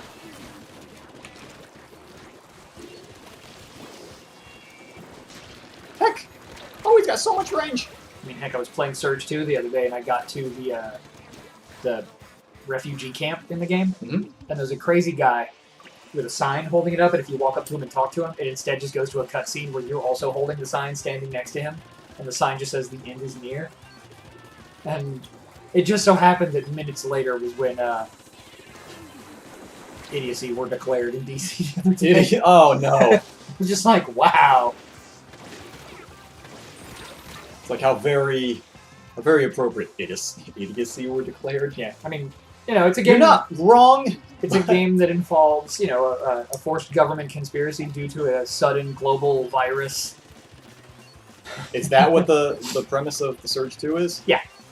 Oh. Yeah. There's a virus called Defrag that is based on the nanomachines that got released at the end of Part 1. But I like the way that they approach it, because they don't, like, load your save from the first game. They just imply that whichever ending you chose, that's the one that happened. Because it, like, soft fits either one. You either attempt to destroy the nanites entirely, or you attempt to destroy the rogue process that was making the AI slightly evil and give them a blank slate and an attempt to just be their own life form. But whatever happens, an airplane flies into the way of the rocket as it's going up and gets hit and things go wrong, and yeah. God, I love Surge 2. But, I mean, it wasn't a bad game, it's just not my kind of game. Oh, I was actually getting frustrated because I haven't played the game, like, from base 0 in a long time, because I always do the new game plus. So I like you were just starting from scratch. Yeah, I started from scratch on my Xbox, because Oh. they added it to Game Pass, and the entire season pass was only like $10, and that also included the ability to keep the game when it left Game Pass. So I'm like, I can pay $10 for this game again, just to play it on the Xbox to see how it is. Okay. I mean, the the nature preserve sequence in that game is worth the price of admission alone. Like, I look forward to getting to that part of the game because it's such a well-made chunk of the game. And it's the most rewarding part because, like, it'll wipe the floor with you early on, but once you learn the different intricacies of this very tightly compacted nature Brian, you know preserve, how I it's am fun. when it comes to a game just completely bodying me in 5 seconds. Yeah. Need I remind you of the debacle that was Inner Agent 3? Oh, yeah. But see, that's what I like about the nature preserve. An hour 45 minutes, Brian. Once you get there, it's like you know that we how it will goes. never get back on our lives. Plus, there are these beautiful Athena statues there. You approach them, and the robots that hide inside, that are the security robots for nighttime, like erupt from inside the statue. But like the arms and legs don't come from the arms and legs on the human form. So like when it transforms, it's got like an arm reaching out of its shoulder, and like the head ends up split in half, rotated weird, and there's like another head inside. The chest rotates and slides down, so it looks like he's got 2 stomachs coming out. It's weird and horrifying. Like, it's just enough body horror for you to be like, yeah, that's all you want to see. Ugh, that's not what I want to see. And you can even cut them up and build armor for yourself based on it, which is cool. You can even sever the head from one of them and attach it to your drone, so instead of the drone having a pew-pew laser, it has like a I'm a charging my laser kind of laser. Oh my god. Hello, Mr. Sniper. Oh god, Karen level 1. It's level 7 Karen, dude. She's gonna start asking about the manager pretty soon. Let's hope it doesn't evolve into a Sharon. That's a thing? Yeah, it goes, it's like a Pokemon. It goes Becky, Karen, Sharon. Becky? Yeah, and it starts as a Becky.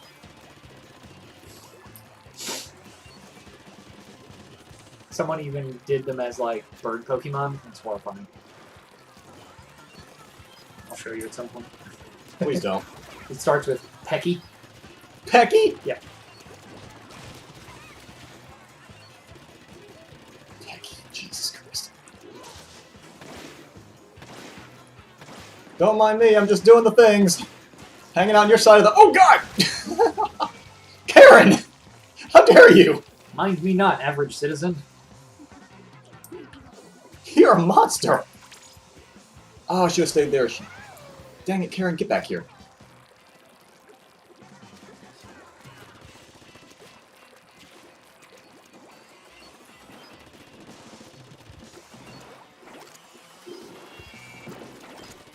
Oh! Karen is taking me to Pound Town, apparently. Introducing you to her manager. Apparently, yeah. Left fist is named manager, right fist is named supervisor. Left fist is named Smith, the right fist is named Wesson. No. What? That only works if they're literally grizzly bear arms. I say, you can make gun jokes. I think I should be able to make them too.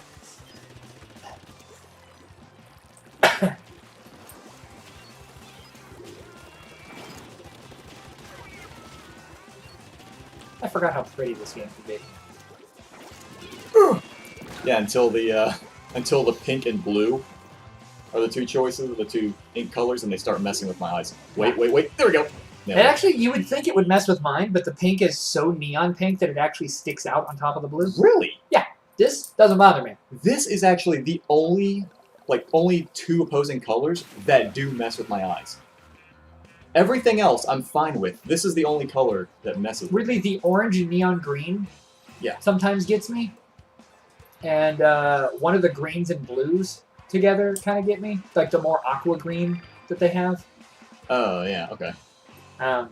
Blue and purple, of course. Do they have... I don't know if they have it in the game, but if they had blue and purple, it would not work for me. I don't think they have, like, a regular blue and purple...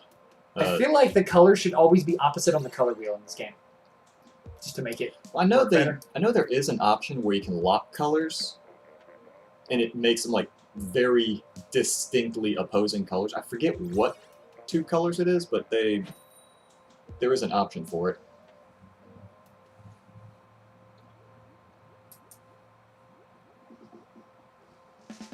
I think every weapon I've played tonight has been like a main weapon I like, but the kit that goes with it I'm not a fan of.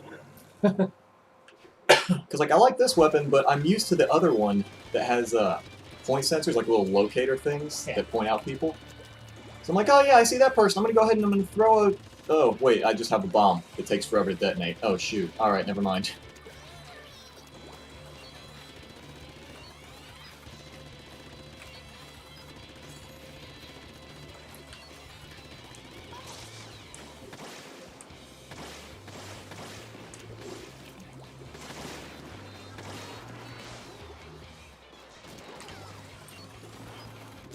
He's in there somewhere. Okay. I bought a 4-pack of Engage games the other day. Why? I'm actually trying to build a collection of all of them. I know, you told me. I'm just giving you crap because it's the N-Gage. Yeah. Well, there's a game on the N-Gage that one could call the N-Gage of N-Gage games. Like, it's that bad. Yeah. And it was the game that everyone set up as, like, this is going to be it. This is going to be the killer app. This is a big deal. Because it was being made by Terminal Reality, the guys who made Saints Row. Oh, I thought that was Volition. Oh, Volition, sorry. Volition and Terminal Reality worked on it together. Red Faction. Right. Yeah. It's Red Faction on the N-Gage. But the crazy thing is its executive producer for the N-Gage port was John Romero. Really? Id Software. Yeah. So it's like the people behind Red Faction, who are clearly gamers, like they're all really cool people. Yeah. And you're right, Terminal Reality is a different company. Volition was who I actually was picturing in my head. Because Volition also made Free Space, one of my favorite games of all time. Because I'm a huge Saints Row fan. I know it's Volition. Yeah, and you're familiar with the story of Red Faction. Like, Ultor Corp runs Mars, miners rebel. Yeah, they even make a joke about that on on Saints Row. He says your main character says something like, "Man, as long as you leave me alone, I don't care. You can go to Mars for all I care." And it's like, wait a minute, I know that. But the game is so spectacularly bad that it's actually what tanked any other developers wanting to make stuff for the N-Gage that hadn't already signed contracts. Like, it's the game that killed the system at launch. And I was trying to find it, and I was not going to pay more than $25 for a copy of Red Faction. Because I want it in my collection, but I know its value. Its value is not good. I mean, I'm going to buy it. I mean, I'm going to play it. I'm going to beat it, because it's Red Faction. And it's always really funny when John Romero gets knocked down a peg. It's like, he's awesome. I love the man. He's absolutely a visionary, but he's one of those visionaries that doesn't listen to other people well. But he believes his own hype a little too much. Actually, no, the problem isn't that he believes his own hype. It's that the people around him hype him up so much that he can't talk against them without affecting the final product, because a lot of his business interests were making the games about him. Like the whole Daikatana thing. He didn't like the marketing behind that game. Yeah, because at that point, that infamous ad, that's not advertising the game, it was advertising him. Mm-hmm. And he's just like, I'm just a guy, I don't know what you're doing. I mean, he'd already been let go from id because he spent more of his time building maps and playing deathmatch than actually developing for games that weren't Doom. So, like, I get it. But the man is a visionary. But, see, he's like an ideas guy, and then you've got someone like John Carmack that's a tools guy. You get them together, and you get Doom, and you get Quake. You separate them, and you get Daikatana and Rage. You know?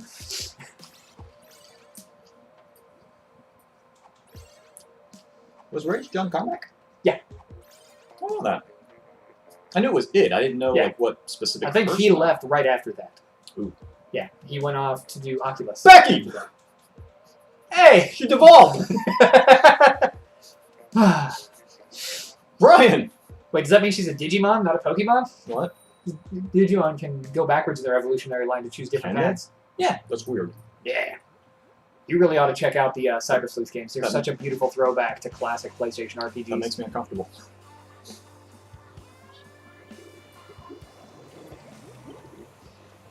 Oh, that is a whole lot of Melee. But the other 3 games that I got were another copy of The Sims Busting Out, because it was in the pack, and it had 3 of the 4 games I didn't already own. So, like, I can pay $25 to get this 3-pack, or this 4-pack. Which one is Busting Out? The one that was originally on Game Boy Advance. You played just one sim, and you interacted with everyone in a small town, and you had to do things like defeat the Velocirooster, and you worked at a farm for Uncle Hayseed. It's a surprisingly good game that uses the Sims mechanics in effectively just like a relationship-based adventure game. And on the N-Gage, because of the way the platform works, it's actually really, really good. Okay. And you can find like old Nokia games to play on the game. Like you find old Nokia SIM cards lying around, and they unlock like Snake, and Block Breaker, and stuff like that. But they also enable Bluetooth multiplayer with them and leaderboards and stuff like that. So like the multiplayer that they included was pretty fun. It was the best game on the system for the first year and a half of its existence, and I still fire it up and play it every now and then because it's just charming as all get out. But the version that's included with this is actually one of the not-for-sale kiosk masters, which were the same game but without some of the online features, which is fine because all the online features are dead. And Right. it's got the not-for-resale packaging, like it was, a non-retail edition of the game, which I think is cool. I like having versions that weren't supposed to be in my hands, And then Splinter Cell, which is the frame rate occasionally dips to being less of a frame rate and more of a slideshow. I was about to say it turns into splintercell.pdf.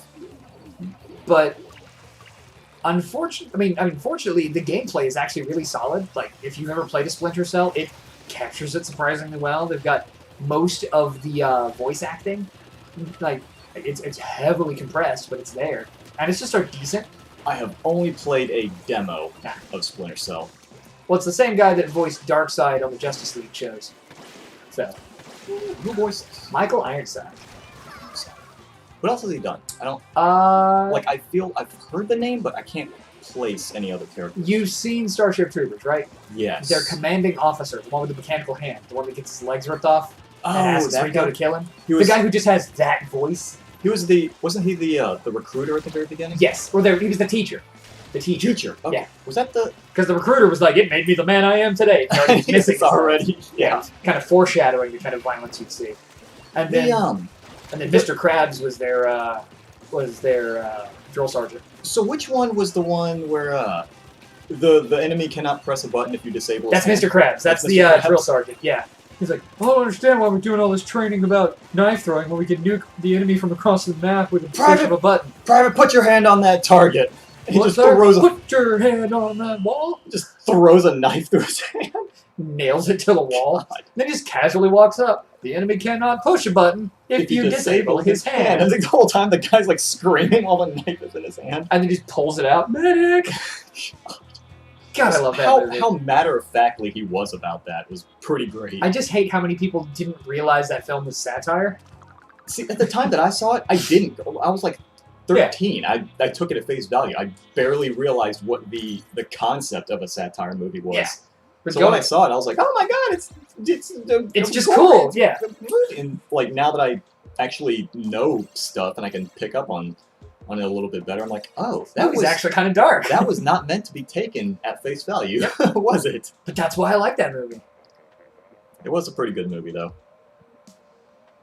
It's a good movie. You should see Starship Troopers. When you get older. Don't watch if you're a kid. It's a very bad movie for a kid. If you're a kid, instead watch Roughnecks Chronicles of the Starship Troopers, the CGI TV series that ran on Fox Kids that was really, really way better than it should have been. They had a... Yes. It doesn't follow the movie exactly, but it does use the creature designs from the movie. It actually closer follows the book, including having the war with the other alien race that we fight, which come to find out we're being mind-controlled by the bugs. It actually deals with racism, and it's clearly a metaphor for the Korean War at times. It has a Pearl Harbor moment as well, so it ties in, like, it also makes the bugs kind of a World War II element, but it touches on the losses that can be experienced in war. Like, it's a surprisingly mature show without being, overly heavy-handed, but it doesn't talk down to the kids watching. Like, as this, a military brat growing up, I really appreciated the film for putting in context a lot of the things that I never got straight answers about when I was a kid. Having a dad that went to war, like, I wasn't allowed to talk about it and things like that. But this show gave us, as a family, a place where we could discuss it. And when they canceled the show after, I think, 3 seasons, and the final 4 episodes were recorded but never animated. When they released it on DVD in I think 2008, they actually went back and reanimated those final episodes. So now the show is complete. It's really cool. And, it has really good characters in it. it kind of covers the plot of the movie like halfway through the second season. Like it kind of covers those events a little bit, but it does things a little differently. But yeah, no, it's Roughnecks, Chronicles of Starship Troopers. Aside from the CG being real nightmare fuel at times on the human faces. Oh. Like, they were still kind of Sid from Toy Story quality in the faces. Ooh. Oh no. But it's just like my brain tends to not really. And actually, they got Clancy Brown to reprise his role in the show. Clancy Brown. He was the drill sergeant. Oh, okay. Yeah. He's also Mr. Krabs. And, yeah. I want to say he was Lex Luthor. Is he? I want to say he was a Lex Luthor. Okay. I know he's been a lot of things. A lot of things. He's even been a few characters in Transformers. Because everybody thinks. Because everybody's been a few characters in Transformers.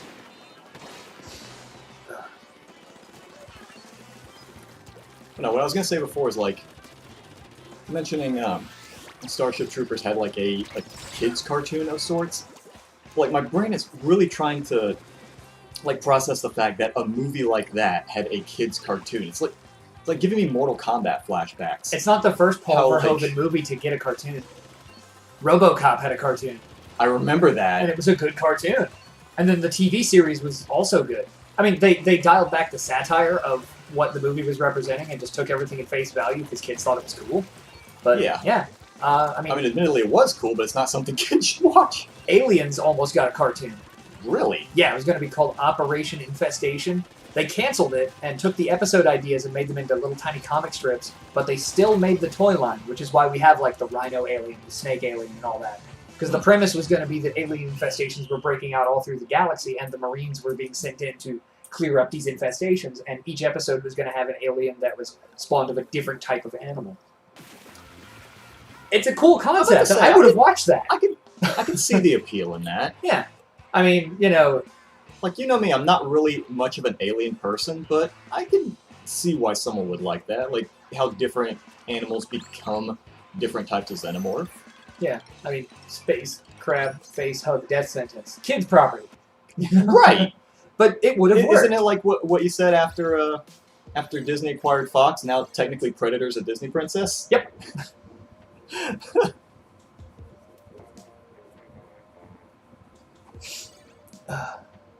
But, I mean, they also had a Rambo cartoon. You know, the show about a guy suffering from horrible PTSD. Let's make a children's show about it.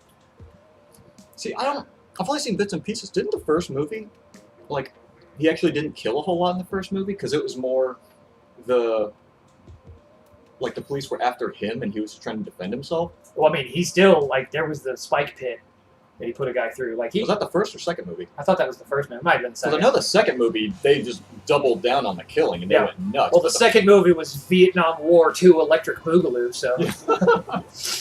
But I think I read the first movie was much more... It's a very serious tale. Like, it's actually, like, when I went back and watched it as an adult, because I watched it as a kid, because Rambo. Yeah. That's actually a really good movie. I actually kind of want to see the first one, because, well, I've seen bits and pieces, and I just kind of dismissed it as, oh, it's just a bunch of killing and blah, blah, blah. But then someone told me about or not someone told me, but I watched a thing about, you know, the difference in the first and the second movie after Rambo got added to Mortal Kombat. Yeah. And one of the actors from the first film, Brian Dennehy, he passed away last year. And so I went back and watched Rambo, which is one of his best films. And yeah, it's really, really good.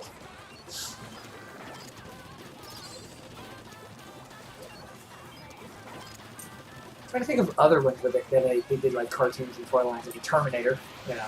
Oh, yeah. But I mean, after Terminator 2, I think it was okay. Like, yeah, the movie was hard R, but like, my son loves Terminator 2. He's like, that's one of the best movies. It's genuine. It really is a good movie, though. Anytime there's like a sad hero moment where the hero dies, my son just looks at me and gives me the thumbs up. Oh no! And he just like lowers his hand in the front of his face. The Terminator thumbs up. Yep. Even Doom 2016 does it. If you die in lava, as you're melting, like sinking into the lava, you do a thumbs up as your hand sinks in. Yep. Oh my god. It's great. Still kind of disappointed that Doom Eternal doesn't have some kind of like Animal Crossing reference. Well, they're still in talks. It's still possibly going to Really? happen. Yeah, because bear in mind that game was already completed and it was a porting job that started before the game even launched. So I can imagine it would have been difficult to insert some Animal Crossing stuff. But given that both Nintendo and id support it, they're currently all the DLC is also coming to the Switch. So the Old Gods Part 1 and Part 2 are coming to it. So at some point, there's I imagine if you return to your Fortress of Doom in Old Gods Part 2, because you don't return to it in Old Gods Part 1, Okay. I hope to see something Isabelle related. And given that Nintendo's actually been kind of bro, what I'd really love to see is also to see it on the Xbox version. Because Microsoft and Nintendo are cool, man. So you say kind of bro, but at the same time, there was the whole free Smash thing that went on recently. That's very not bro of them. Oh, no. But I also get it. The thing that was being done is against what they do, and they definitely need to loosen up their policies with it, but that was people technically illegally modifying one of their games to play it online in a form they don't approve of, and it is their intellectual property that they have every right to control. It just sucks that they handle it the way that they do, but when you're a company that doesn't operate with, like, the way others do, where you have like debt to other people, you're just beholden to yourself. Yeah. You have to protect everything that's yours. You don't have other people who kind of have their fingers in the pie who can also back you up. Fingers in the pie. Yeah, you've got to protect your IP Right. wholly. And with some of their IP coming up on what could potentially fall partially into public domain, What do you mean? Mario's getting up there in age. And eventually, Mario will fall into the public domain unless they follow the same route as Disney. And that's what they're doing. They're following the Disney route of always protecting the IP, because once it slips enough, if you don't protect it, you lose it. I was about to say, because, like, Nintendo is very protective of their property. I don't think they're going to, like, just accidentally run down the clock on Mario. Or so I would hope. It's a bit too much of a cash cow for Nintendo to just kind of... Which is Oops, why we accidentally forgot to put a coin in the meter. Guess it's just out there now. Yeah, which is why they're going to protect it forever.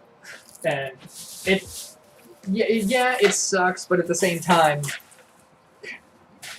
I'd want to protect something of mine too. And right. And given that they're a company that is surrounded by countries that do not care about intellectual property rights. Yeah, about that. Yeah.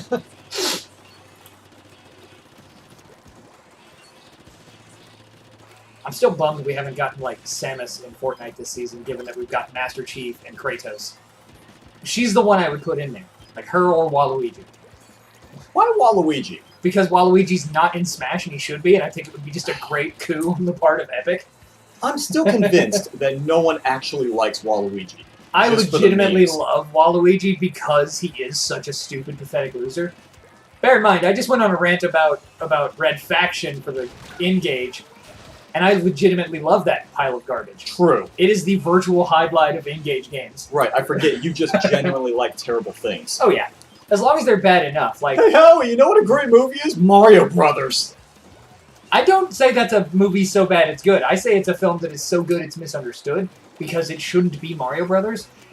It should have been the film it started life as, which was a film set in the same universe as Max Headroom, but not actually being a Max Headroom you know film. what else a really They good... love ducks. You know what else a really good movie is? Street Fighter. That's a really good Raul Julia film. I was about to say, Raul Julia is the only thing... That's not a video game movie, that's a Raul Julia movie. Yeah, that's a Raul Julia art piece.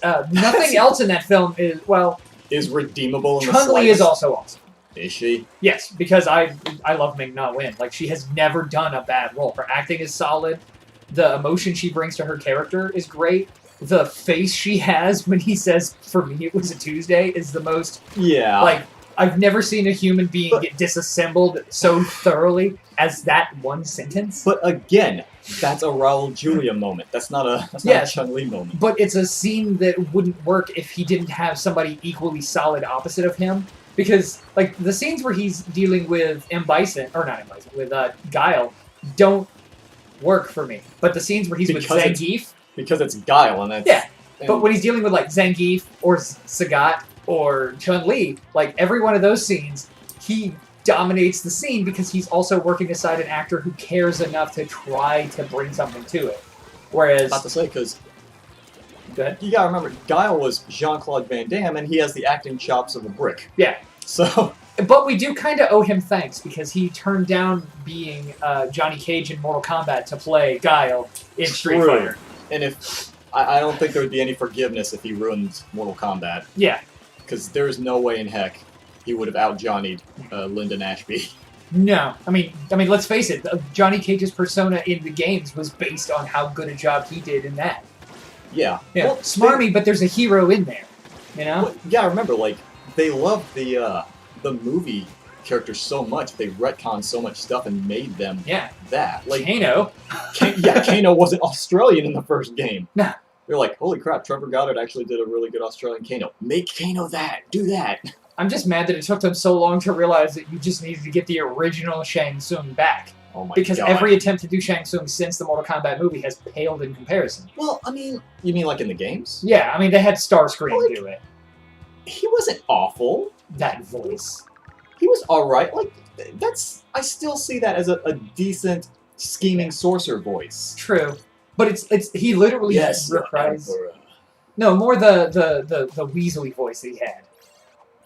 Like, it's literally the same voice that the actor who plays Starscream in Fall of Cybertron uses, and it fits better for that or a Cobra Commandery voice. Johnny Cage! Johnny Cage! He did not use that voice. He did not use that voice. You are exaggerating. It's the one from the Mortal Kombat versus DC Universe voice. Okay, maybe that. I'm talking about Mortal Kombat 9. Yeah, it's okay. Because that one was a lot better. Yeah. Cage, you will fight Scorpion next. Yeah. What I liked is... Baraka! Whoa, Johnny Scissorfists! See, I like my Shang Tsung to be like, yeah, he's not the head honcho because he's smart enough to know not to be the head honcho. Because that puts a target on your back. Yeah, but when you're the Weasley second in command, you can always whisper your ideas in their head and make it feel like it's their idea, you know. Right. And everyone just blames the loud voice in the room, you know, and you get to get away with all your evil scheming because you seem like the more reasonable half of the two. I'm really trying not to sound political with that, but it totally sounds like I am, and I'm not. I swear I didn't mean to imply... Look, Brian, you're going to have to stop talking about outworld politics. All right? I don't need to hear any make a Denny a great or anything, all right?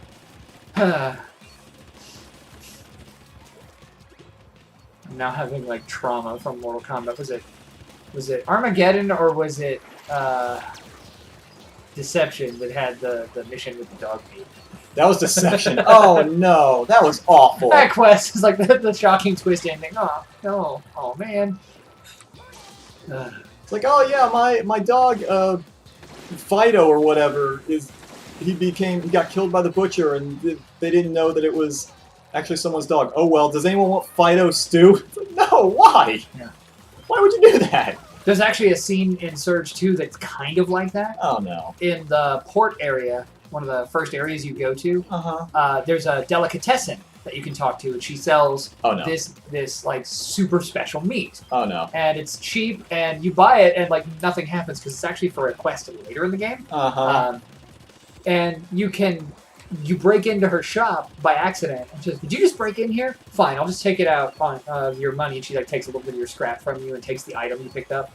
You shouldn't have told her you broke in. And she's like, fine, well, I need you to take care of this problem for me. And she says, you're on a quest, and you complete the quest, and you bring it to her. It's like, okay, your reward's in the next room. You go into the next room, and the door locks behind you. Is it human meat? Yep. And of course, the whole time, you see all this meat in big racks that looks almost like bacon, and there's like meat draped over these drying racks and stuff. And when she tells you that your reward's in the next room, the door locks, a wall drops, and there's just like a meat grinder that's slowly moving towards you. Oh, fantastic. You'll die there if you don't turn around and run out the window. And you then can go back in there and fight her and get like special weapons from her.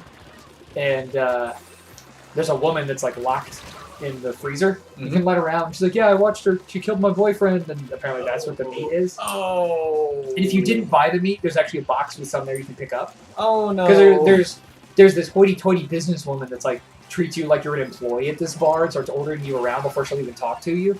So it's like, and then she's like, I really need some snacks. Go give me some of that special meat from the port. And you give it to her, and she's like, oh, sorry, there's none left over. I should have shared, huh? Like, she's being real braggy about the fact that she ate it all in one bite. Yeah, you can defeat it to her.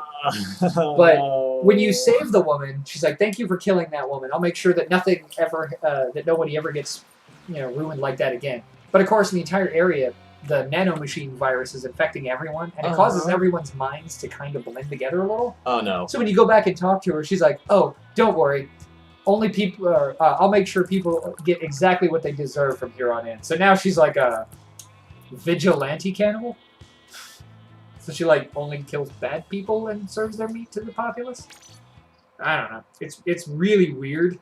And then you realize that the pop art or the pinup art that's above the building, I thought it was like a devil girl sitting on like a metal plate. Mm-hmm. No, she's sitting on a meat grinder.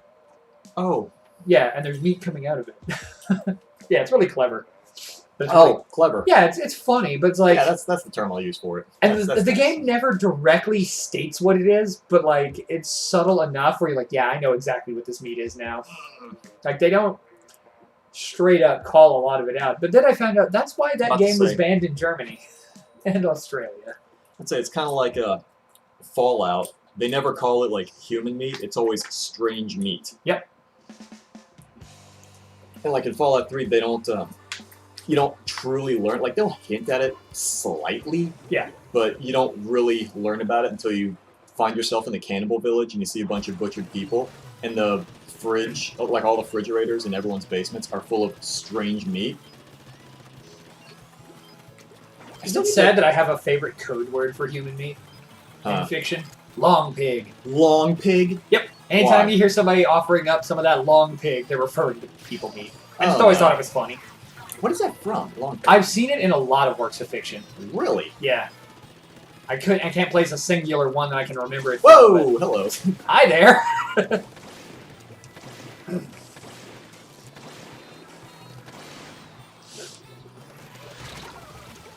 Long pig. Yeah. Yeah, you gotta look that up. I will. I want to know what originated that. Because I know in Fallout they made the they hint that another item could be human meat, but a lot of the stuff doesn't add up like it should. I think is it iguana on a stick? No, it's iguana bits. Like they call it iguana bits, but they're like, oh yeah, if you go to such and such place in Fallout 1, then you find out that it's actually people, but it doesn't quite make sense. Like people like compare the timelines of Fallout 1 and then other games, and they don't add up, so I don't buy into iguana bits being people. Don't mind us, guys. We're just talking about cannibalism. It's fine.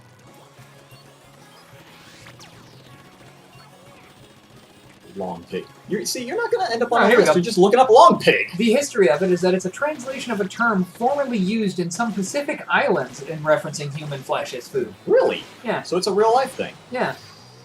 Used among the Maori and Polynesian peoples. Oh, the Maori. Yeah. Oh, Maori? That's how it's pronounced? Sorry. Yeah. I'm not good at pronouncing things. Yeah. So there you go.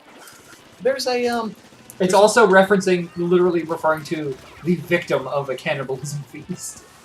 There's a, that really dumb show, Deadliest Warrior. You ever see that? Which one? Deadliest Warrior? Yeah. And one episode they did was Shaolin versus Maori. Nice.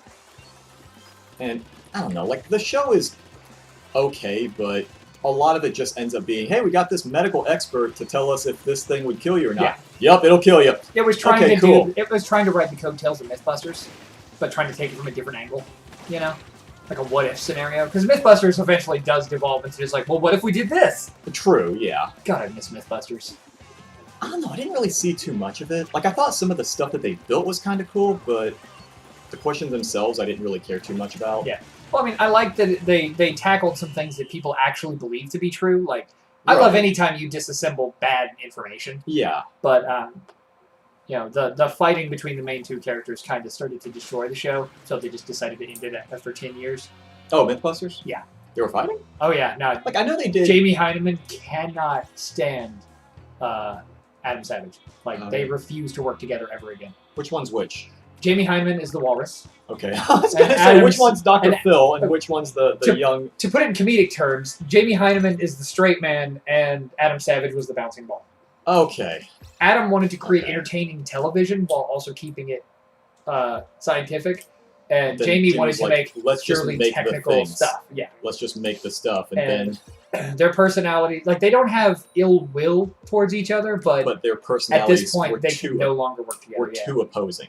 And then my favorite Mythbuster passed away last year, which hurt.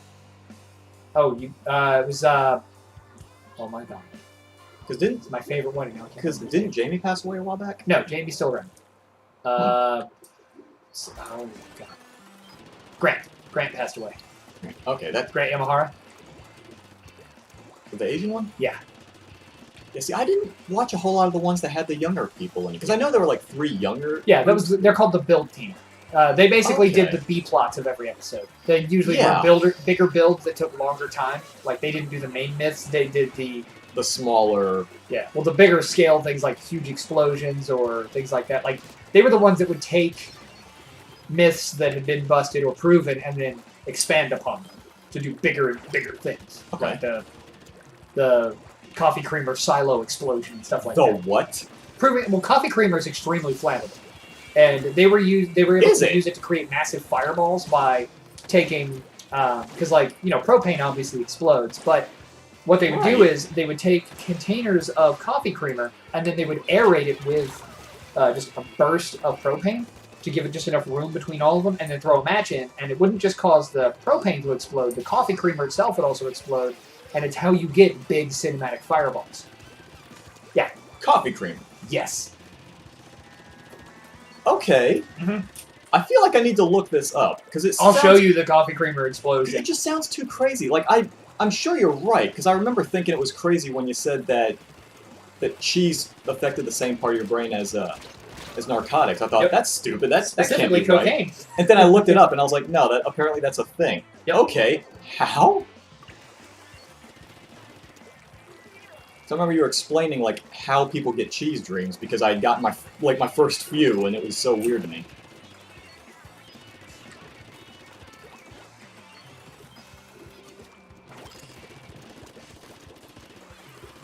Load up the video and then pause it. But Grant was also one of the guys from BattleBots. Grant Imahara. He built Deadblow. The little tiny flat one with the tiny little wheels, but he had the single hammer up top that could move really fast. Oh, okay. The first one that ever caught fire in a match.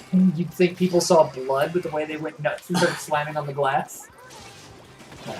I recently binge-watched a bunch of old battles, and I was like, still getting hyped. I was like, this must be what like those old washed-up college guys, or like old washed-up high school football players feel like when they're just sitting on the couch watching reruns of old Super Bowls. It's like, you know how it's going to end, but you still get hyped. But you still...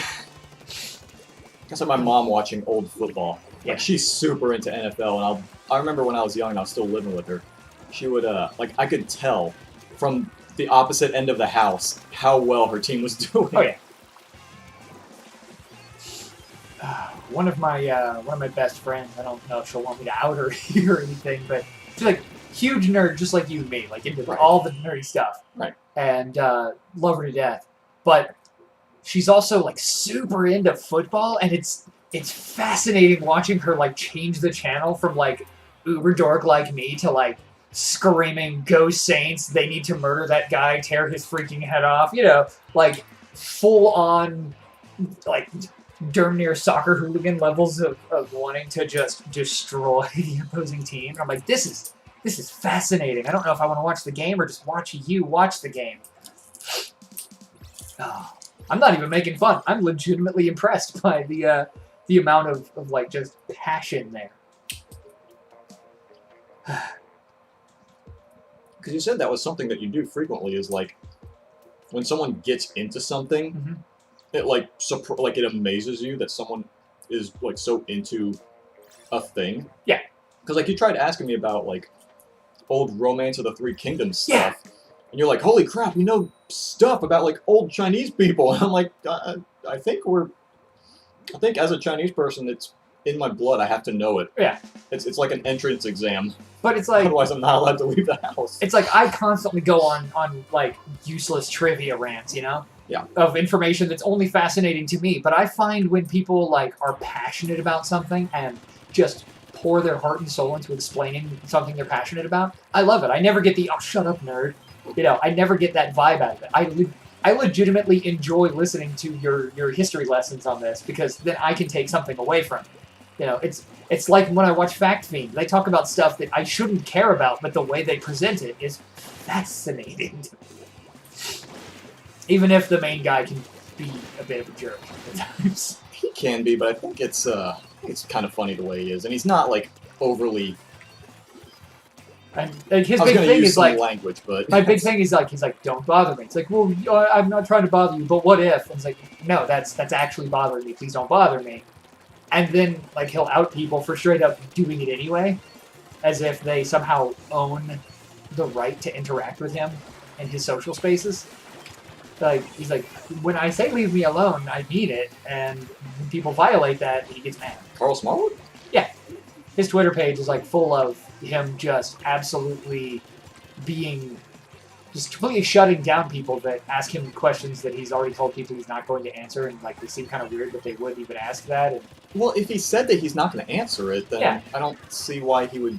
Because I mean, he already said he's not going to answer it, so you can't really expect him to not get mad if you then. My only gripe is that he will ask publicly out these people, which then kind of makes them the targets of some of his less than savory fans who will then harass that person.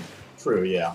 And it's like of course, but then he'll call those people out. But you know, he's not nice about it because he shouldn't have to be. He shouldn't have to play nice about wanting to keep his privacy, not wanting, you know, people to ask what his people who refuse to show their faces look like. Or in one case, they asked, "Well, what are you going to do when your channel eventually folds? He's like, what are you going to do with all your friends?" He's like, "I'm not worried about that right now, and given that it's none of your business, you shouldn't either." And the guy kept on. He's like, well, I didn't mean anything by it. I just wanted to know, you know, what your plans were for your people in the event that this goes under. It's like, yeah, you're just repeating the same thing I told you I'm not going to answer. Right. And it just... And even if the person was coming from a harmless place and they're just curious, people do feel like they are entitled to information about the people that they watch in ways that is uncomfortable, and people have been forced to have to play nice out of fear of somehow losing an audience. He doesn't care if he loses an audience. He once, after the election results, he cheered on America for making the right choice and told... He didn't even... He's like, and on an unrelated note, all racists can F off. I mean, I feel like that's kind of the consensus, though. Yeah. Well, the problem is a bunch of a certain political leaning group immediately took the word racist to mean them, even though he didn't attach it to it. But they immediately assumed, oh, they were talking about us. And he lost like 1% of his, or like 3% of his viewing audience, like overnight. Ooh, which 3 whole percent. All at once is a big chunk when you have his viewing audience. But he's like, you guys will be happy to know that in the few months since the election, I've actually gained 10% more followers than the people that left. So they did nothing besides shut the door on their way out. Okay.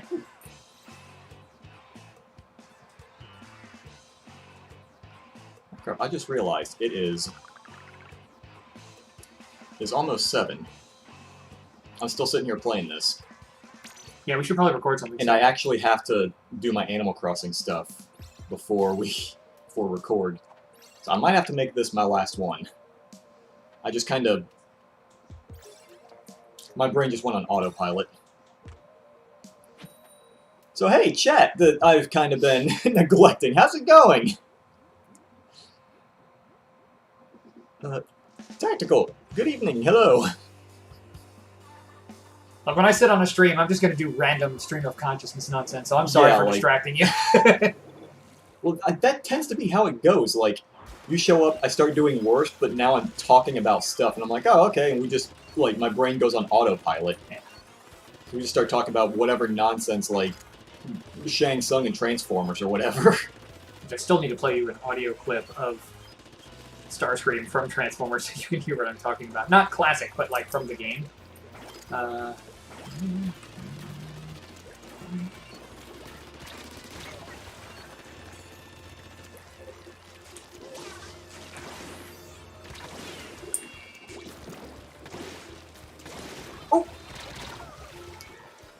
almost managed to recover.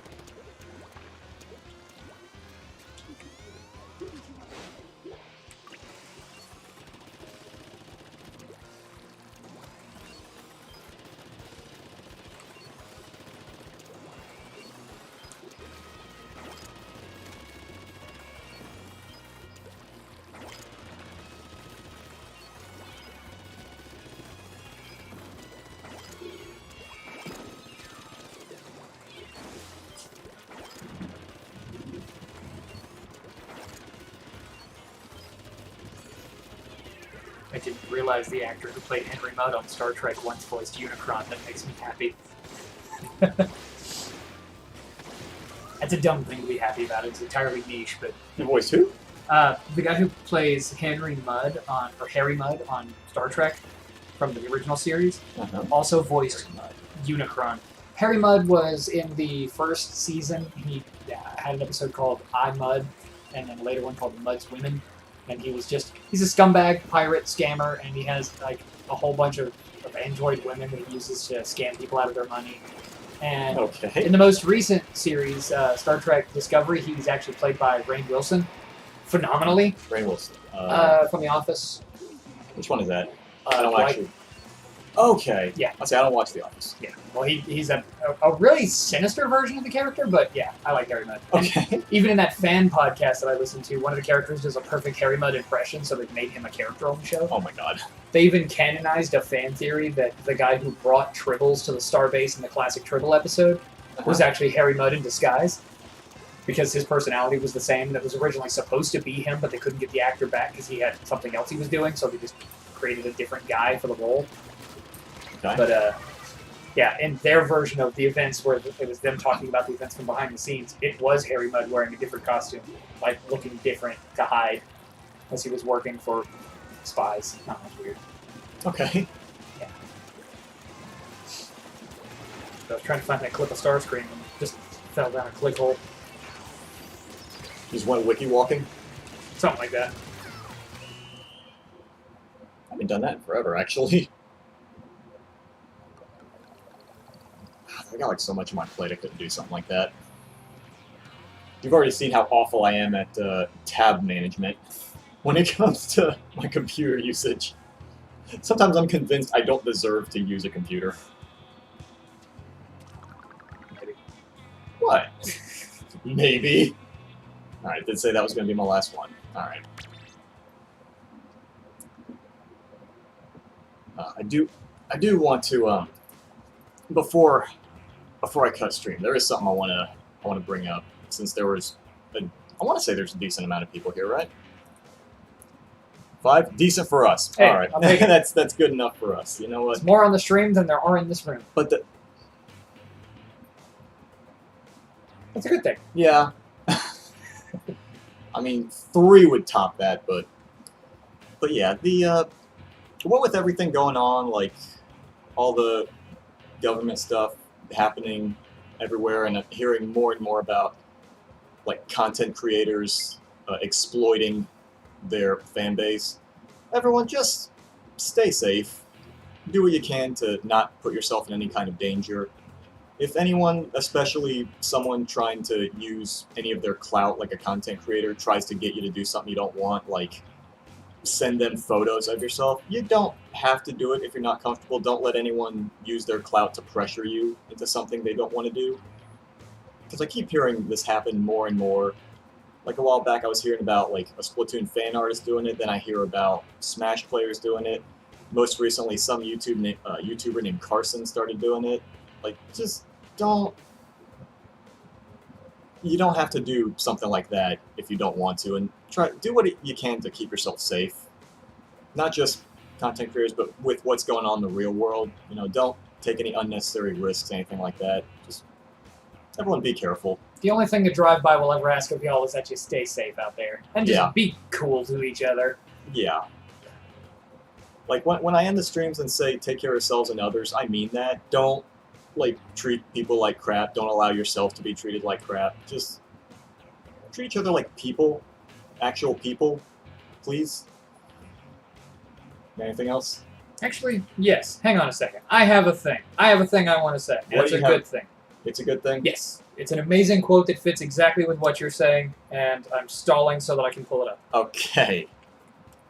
So you have not gotten that pulled up yet. In a very real sense, we are all aliens on a strange planet. We spend most of our lives reaching out and trying to communicate. If during our whole lifetime we could just reach out and really, truly communicate with just 2 people, we are indeed very fortunate. So just be nice to each other. Yeah. We good? We good. We good. All right. Everyone, thanks for stopping by. Stick around for as long as you did. You guys take care of yourselves and others. Have a great night.